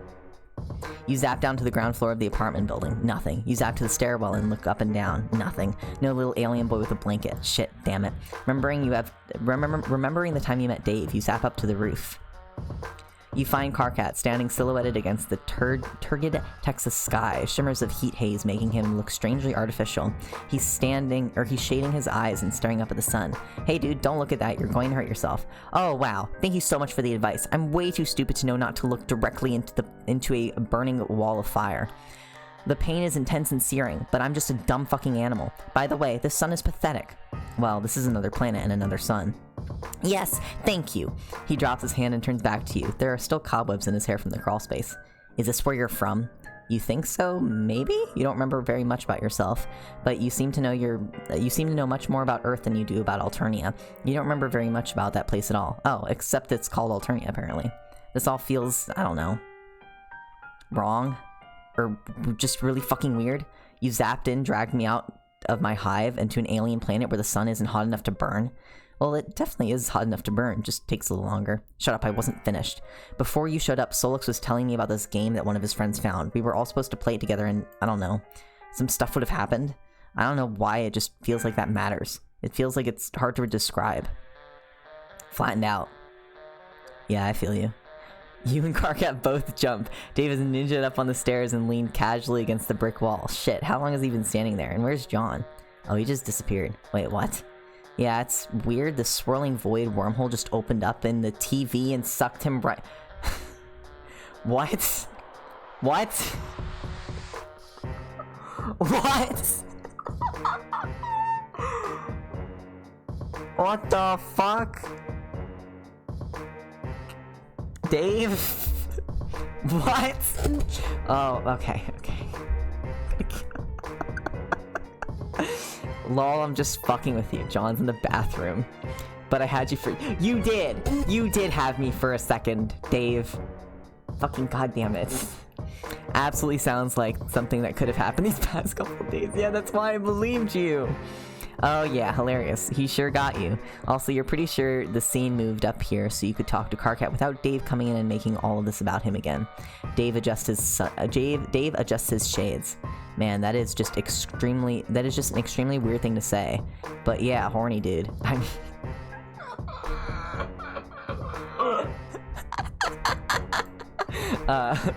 guy with horns. Are you talking to me? We were all supposed to play games too, together as a group or some shit. Right, Jade told you about a game that was supposed to change everything. It's sort of shit that makes me get the feeling that you know more about what's going on than you're telling us. You don't. You swear you don't. You have no idea why any of this is happening, or maybe not happening. There's just some stuff you seem to know, but not until you absolutely have to. You're just sure that it's very important that you brought Karkat here. Why? How the fuck do I have anything to do with these hornless freaks? Standing right here, bro. My god. But yeah, that's a pretty good point now that I think about it. You said it's important for you to bring him here, like, specifically, to my apartment. Yeah. Why? You aren't sure. You just have this intense feeling, and it's imperative that the two of them are friends. Alright. Weird, but alright. Gray dude, you ever play any Tony Hawk?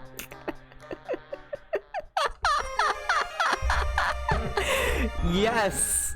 Oh my god. Fucking victory.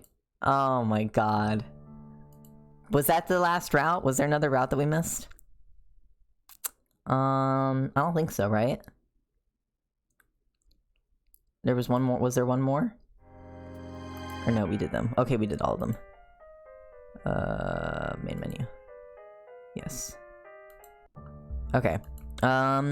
I was gonna end it here because I've been kind of tired and these routes have started getting longer, but that wasn't as long. Oh, there's so many. I can't. Oh my goodness. I can't wait. Oh, we did do instant death, right? Because there's always 3 routes. I'm feeling Kanaya. Let's do Kanaya's route. Let's just do it. How do we get to Kanaya? You are learning more about yourself every day. For example, while you already knew that friendship was everything, you are now realizing that staying with your friends is not a priority. Rose did have 3 routes, yeah. I don't remember them, but I know she did. At least that must be right, because you keep leaving friends and starting over again. Why are you doing this? Probably a deeply held value or some kind. That makes sense. Anyway, you're ready to meet more friends, and the only place you've seen new people recently has been on Jade's Dream Planet. You zap over there. Cause like there's usually one like kind of joke route where, cause like there was one that Rose just like rejects you right away. And that's like an ending. And then there's the one where you... Actually, I don't know, because Rose had one where it like melded together. Oh yeah, because Rose kind of has this like weird one there. Oh yeah, you're right. I think she did only have 2 endings. No, we didn't skip one. I think we did all of Rose's, but Rose has like this weird thing where there's like a lot of choices, but at one point the fork kind of comes back together. Anyways, we can check after, but I'm pretty sure we did all of Rose's.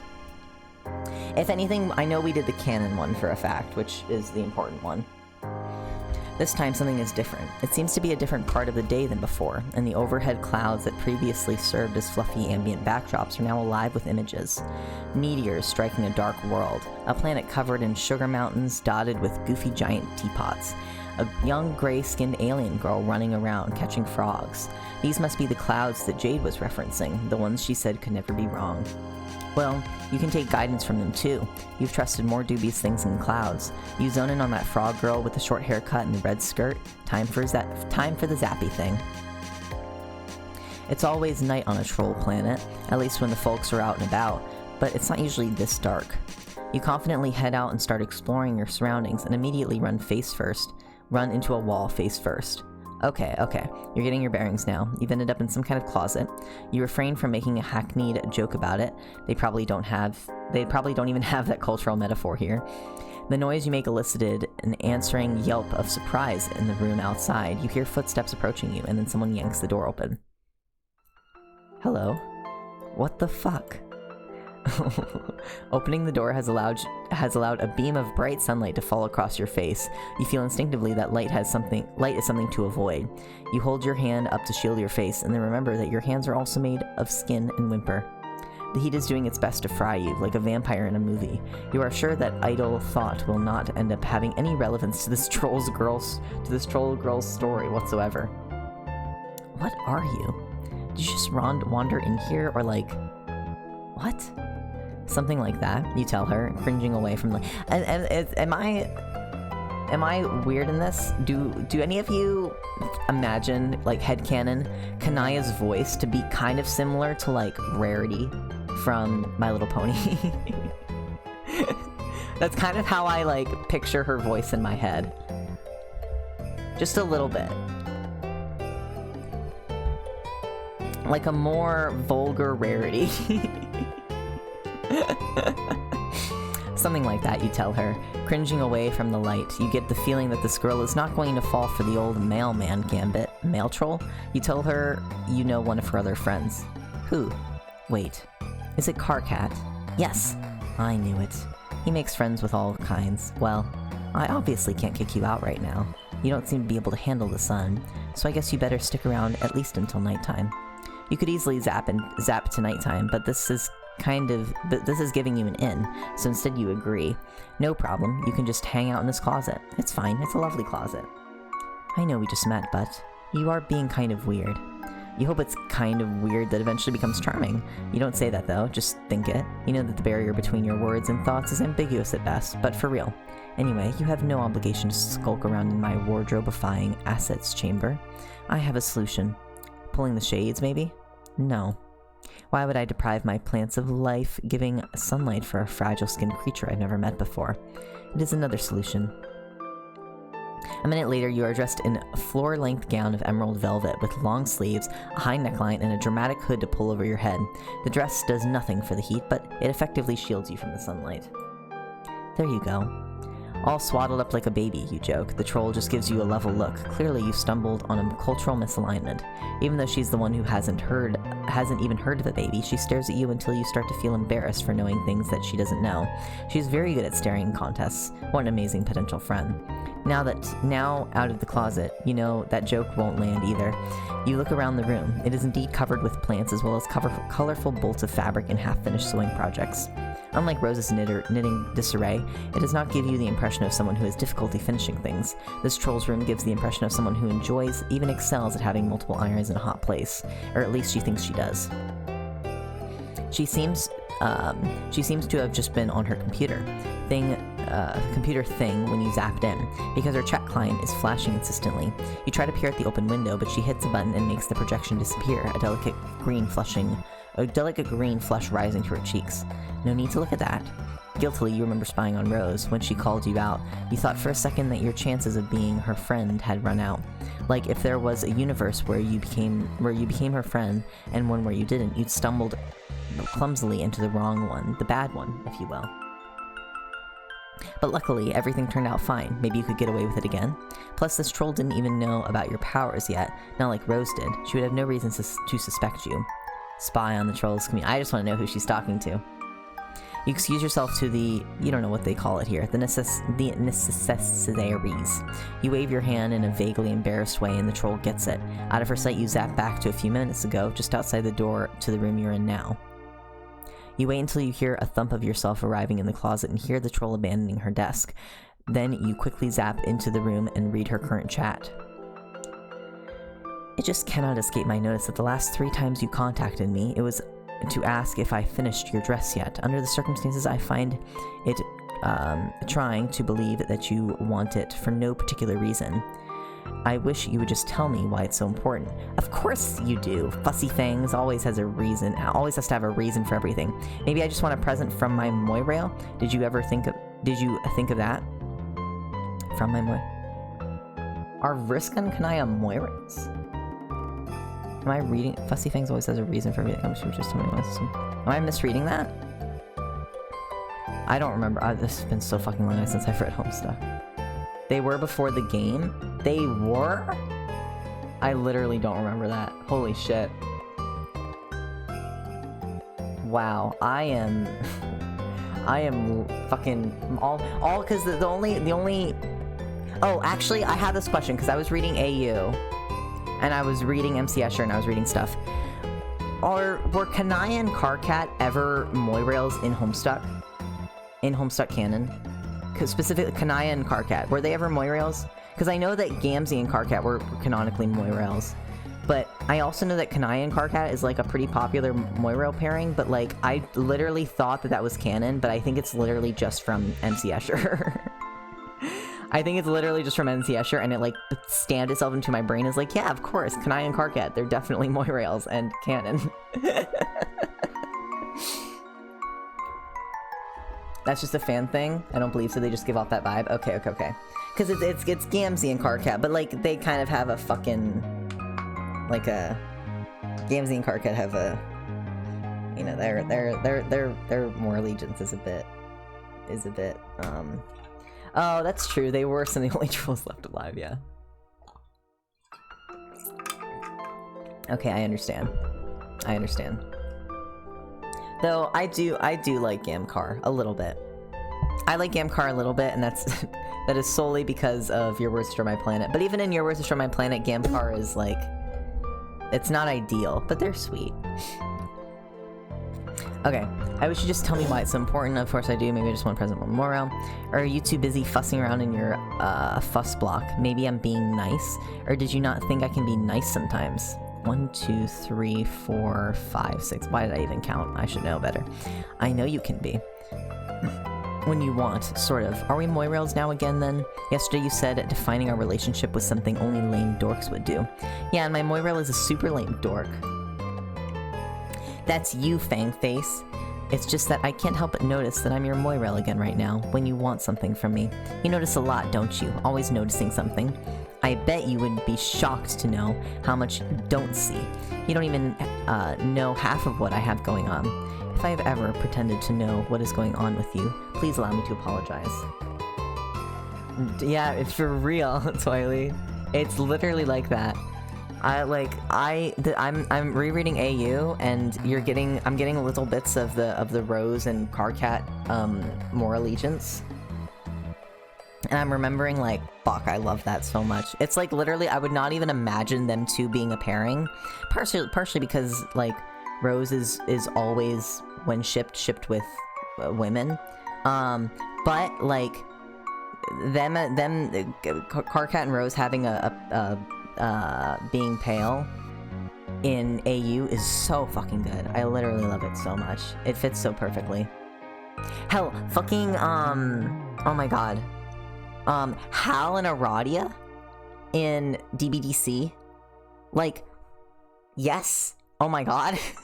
Hal and Aradia? I literally love... Oh my god. I love Hal Aradia. I love Hal Aradia so much. Oh my god, I love them so much. I remember I was rereading DBDC and I was like, oh, I forgot about you guys, but I love you so much. They're so amazing, and I adore them. I adore them so much. I adore them so much. Oh my goodness. What are some other unusual ships that Unda kind of pulls? Because, like, I mean, you know, like, DSK is obvious, but that's, like, in all their fics. I guess Jade and Iradia in, Irreversible My Planet a little bit. Oh, Pitch Sulphurous! Oh my god, Pitch Sulphurous is so fucking good! Oh my god, I literally loved... Oh, I loved Pitch Sulphurous so much. And it's like, I would not put those two in the same goddamn room. Roxy and Solux was also great in MC Escher. Roxy and Solux was really great. I loved Pitch Roxy and Solux. That was also a great pair. And it's like, it's like perfect too, because it's like, oh, they're both, you know, these like genius coders, whatever, and it makes sense. Roxy and Solux was also, yeah, for sure. Oh my goodness. I think Unta has this way of taking these characters. They're like obviously there's some obvious ships that they'll put together, but sometimes that's just fucking out of nowhere, and I'm just like, obviously, yes, of course. How could I have ever doubted you? Like, what? I don't know. Oh, even like in DBDC putting Durka and Roxy as Moirails. I really loved that. I loved taking, because obviously Dirk and Roxy are just humans that have their own, you know, relationship. But like specifically in the troll context, Dirk and Roxy being Moirails is so perfect. Oh my god, it's so perfect. Oh my god, it's so perfect. Oh, I just love them so much. I love them so much. Anyways, okay, enough Unta talk.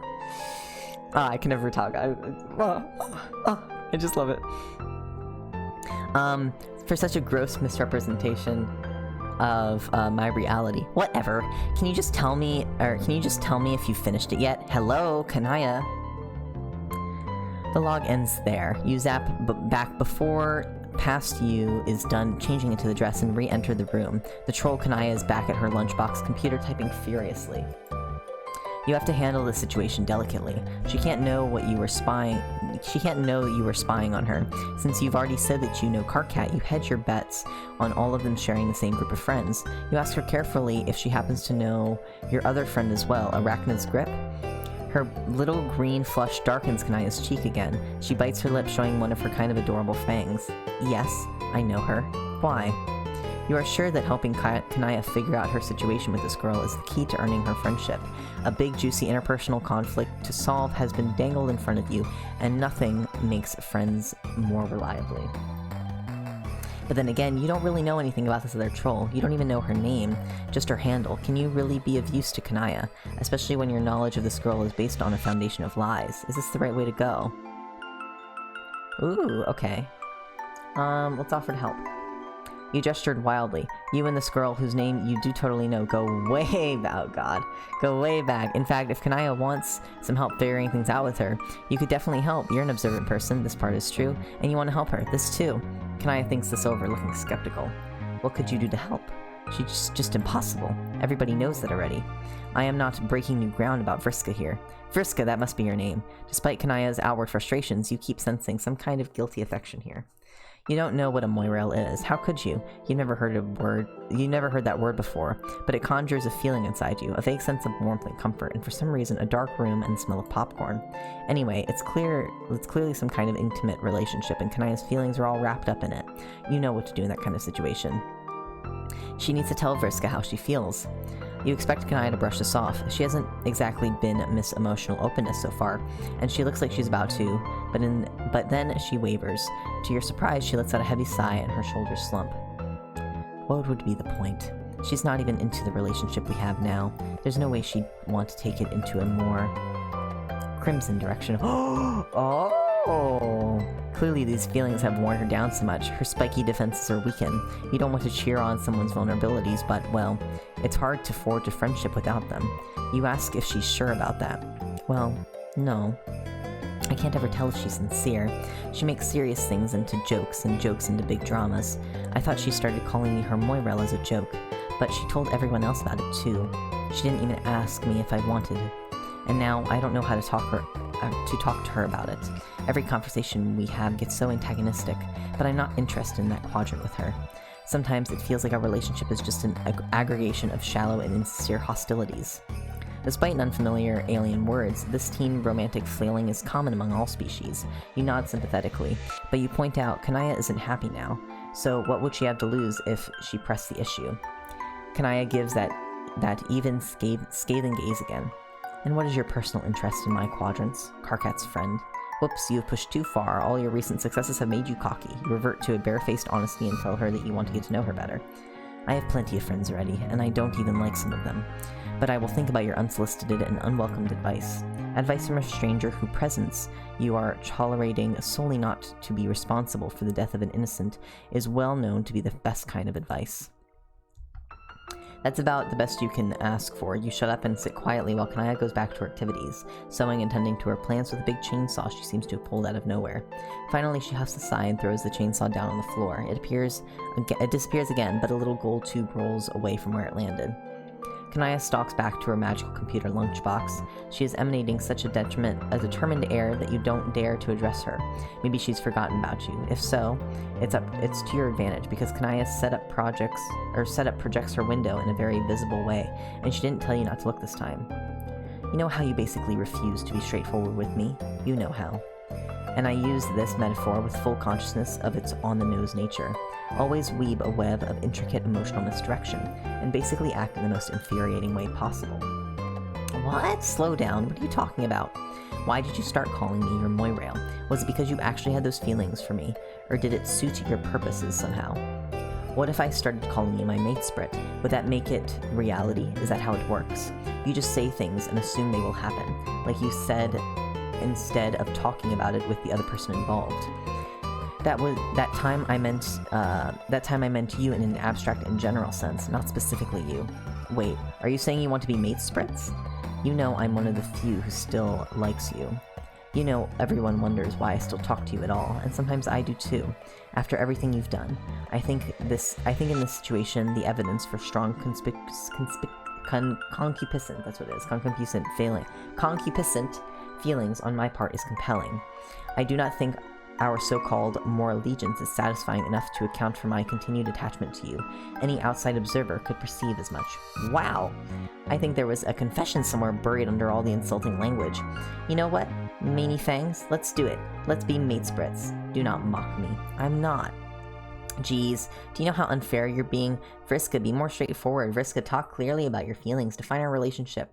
Then when I do it, this is what I get. Let's flip red. Why not? Wait, really? Yes! Kanaya slams the lunchbox shut and turns to you. She's even more flushed than she was before, and you can't even tell if she's freaked out or thrilled. Maybe she doesn't even know. Listen, I have to go somewhere. You can let yourself out, right? Do not steal anything from me. You open your mouth, about to suggest that you could teleport her where she needs to go, but she rushes past you and down the stairs. Then she's gone. Dang, you've been getting really good mileage lately out of being the person to unite distant friends. Lousy, goddamn stupid independent action. You get the feeling following her wouldn't go well either. Kanaya probably needs some privacy right now. Unless her friendship aspirant might give up at this point, but your unique skills have honed in on one thing. This relationship is happening because of your advice. Surely once this settles down, Kanaya will remember this and turn to you, ready to embrace you and rain down thanks and praise for your good works. You're not about to wait around for it here. You zap ahead a couple days. No Kanaya. Nothing in the room indicates that Kanaya has even been back here yet. You try a couple more days. Still no Kanaya. You zap again. Now you're a week out, and the brown edges on some of these leaves suggest that Kanaya has been at her girlfriend's house this entire time. You're about to give up when you hear a door slam downstairs. Kanaya storms up the winding staircase, stopped dead when she sees you. Oh great, just what I need. Someone I don't know here in a delicate emotional time to witness my compromised state. Whatever I am on the precipice of romantic disaster, I always think to myself, I wish for a deformed stranger was in my house refusing to leave, just to bear witness to my inelegant suffering. Oh wow, that was harsh. You're beginning to think your strategy is not going to pan out. Never one to be deterred easily, you cautiously ask her if she wants to talk about it. She puts her face in her hands. You know what? You're probably the only person who thought this was a remotely good idea. Therefore, probably the only one I can complain to. Excuse me. Everyone else saw this coming, I'm sure. As outcomes go, this was not particularly stealthy. When she looks up, she doesn't look angry anymore, just upset. Oh no. Oh no. I do not know why I thought that in becoming Mate Spritz, she would somehow start acting differently than the way she always has. Relationships are hard, and nobody understands. Well, no. I mean, they are a very common form of social interaction. I think most people, especially past the age of when genetic contribution is legally required, understand, or face certain culling. Okay, never mind that. You were trying to do a thing and it clearly didn't work, so things didn't work out with Vriska. You could say that. At first, it was everything I wanted. She's right, you know. She can be nice sometimes. But then she just started ordering me around. Like I had to do what she said just because I was her mate sprit. Like maybe the reason she agreed in the first place was because she wanted that leverage. You know she's upset, but she isn't getting visibly emotional. Instead, as she talks, her eyes narrow and her voice grows icy with anger. She grows very still and her muscles held taut.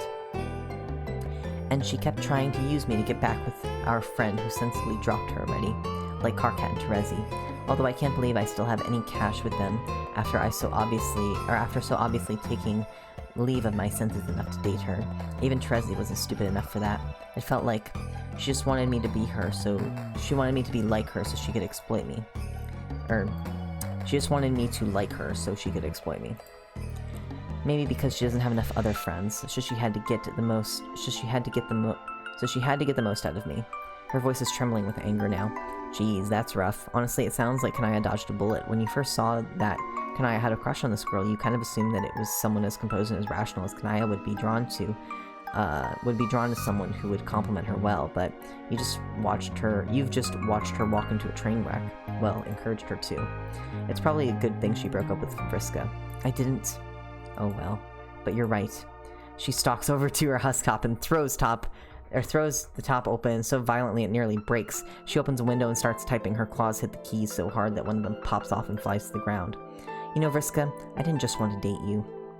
I wanted you to feel the same things I felt and treat me like a mate sprit. And whatever this is, it isn't what I wanted. Excuse me? What are you saying? But Kanaya slams the screen down and turns away.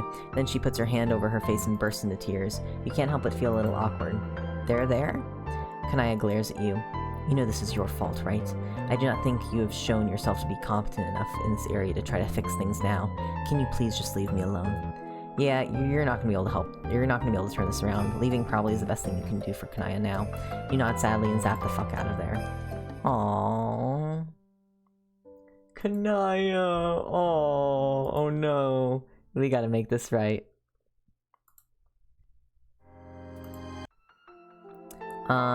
We're still gonna spy. Was there another choice after offer? There wasn't, right? It was either that or back off. I think these were the only two options, yeah. So back off, we're not gonna help. Well, yeah, but after, like,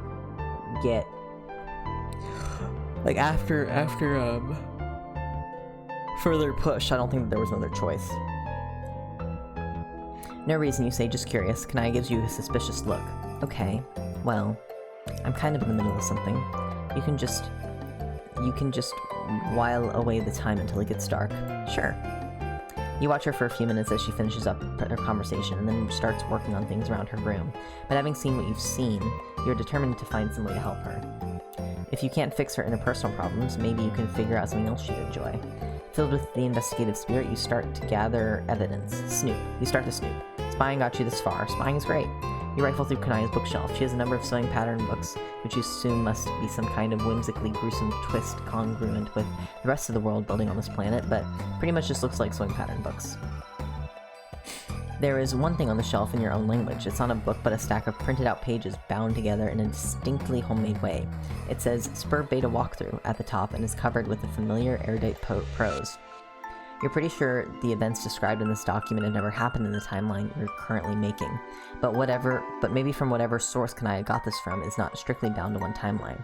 There's a number of books featuring shining white figures, mostly women, with prominent fangs and variously colored blood dripping from their cruel and elegant mouths. They're all dressed in an explosion of brightly colored fabrics. Something about their sparkles strikes you deeply as strangely familiar. You must be thinking of vampires. There's no reason you would know anything about whatever the rainbow blood imbibing troll equivalent is.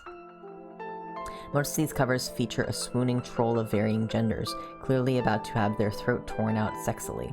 Many of the rainbow vampires are being menaced by brave heroes, all wielding chainsaws.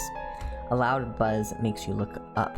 You can't help but notice that Kanaya is tending to her topiaries with a large chainsaw of her own. Okay, you're putting this all together. The bright colors of her house, the choice of weapon, the lovely sunlight. Kanaya's heart's desire is clearly to date a sexy vampire. Maybe that's what AG is. You wonder if you can make this happen for her. Maybe on this planet. It's just not a fantasy. You're kind of picking up the wrong... You're picking up context clues, but you're not putting them in the right order.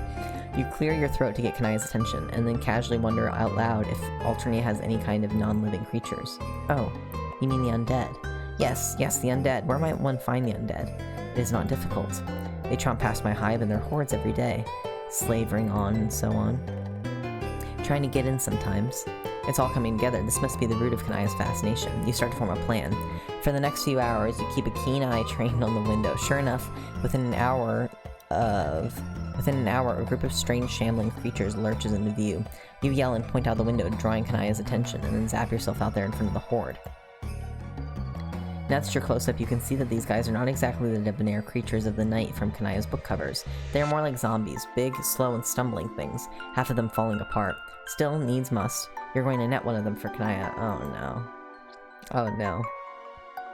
You stand your ground as they lurch towards you, trying to select the most alluring. Suddenly, Kanaya is at your side, out of breath from running. She's wielding her chainsaw.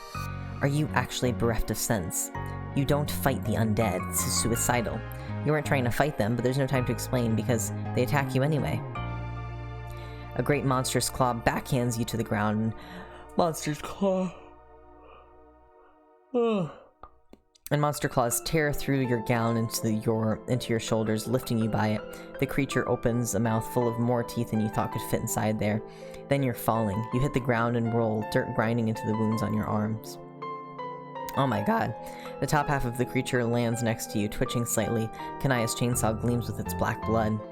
She twirls and bisects another undead thing, but then a third bear hugs her from behind and lifts her, its maw opening wide.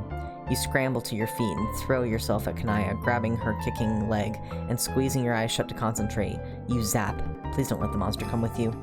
You open your eyes. The monster did not come with you. Only its arm did. Kanaya shakes herself a little, free from the disembodied embrace.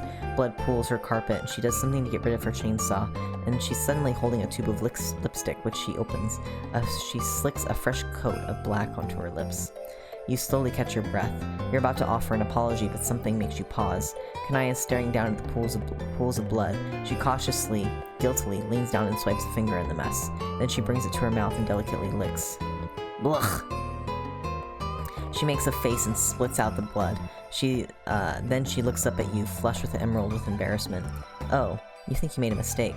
Kanaya doesn't want to date a vampire. She wants to be a vampire. Pretend you did not see that. You smile cautiously. It's okay, you tell her. You're embarrassed yourself by your foolish actions. Yes. Why did you do that? And also, how did you teleport? We will be coming back to that one. Do not mistake me. But I can't understand why anyone would run straight into a horde of undead. You look down. Well, it's just that when you said undead, you were picturing something else. Another kind of creature that was dead and now isn't. Something a little bit more appealing. Understanding dawns. Oh, I see. Well, that's understandable. Vampires are just so cool. They're so cool and hot, and it would make sense for anyone to want to be one. I don't know what a vampire is, but I believe we are on the same page. Maybe I misjudged you. Perhaps you have a greater intelligence and finer taste than I originally inferred. Maybe, you say, and you bet anyone with tastes would find Kanaya's daring, unconventional aesthetic intriguing. Someone like the tentacle therapist. Kanaya freezes. What? How do you know? Did you just... who is that? She clears her throat uncomfortably. Whoever that is, I hope you are right. And also, well... She looks embarrassed again. Thank you for saying so. You nod, wondering if you should say more. But you should keep that friend's secret. Just like you are going to keep Kanaya's vampire fantasies secret, because that's what friends do. Aww. Oh my god, the rosemary out of nowhere. Alright, last route. do not. No, even if you don't get caught, it's just not a good way to begin a friendship. Much fairer to start on even footing.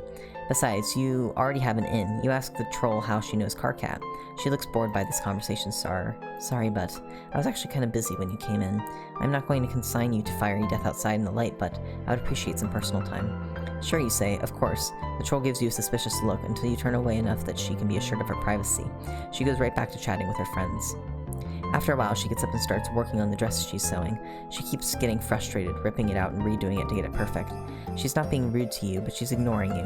You attempt to engage a few more times, but she keeps answering politely, but just refuses to be pulled into shenanigans from which lasting friendships could form. After several hours, the sun slips below the horizon and leaves the world in twilight. The troll girl yawns. Well, it should be safe for you to leave now. Goodbye. She nicely but firmly directs you out the door. Aww. His fucking face. Aww, okay, cool. Now we'll probably stop there for the night. We did 3. So I would say tomorrow, but the last time I said tomorrow, I missed 2 days and then we didn't do tomorrow. So next time I stream, whenever that'll be, we'll tackle the next 3. And then we'll do the next 3 and then the next 3 and then blah, blah, blah, blah, and keep going. So, but I am interested. I also saw, oh, fuck. Oh, I just pressed the button.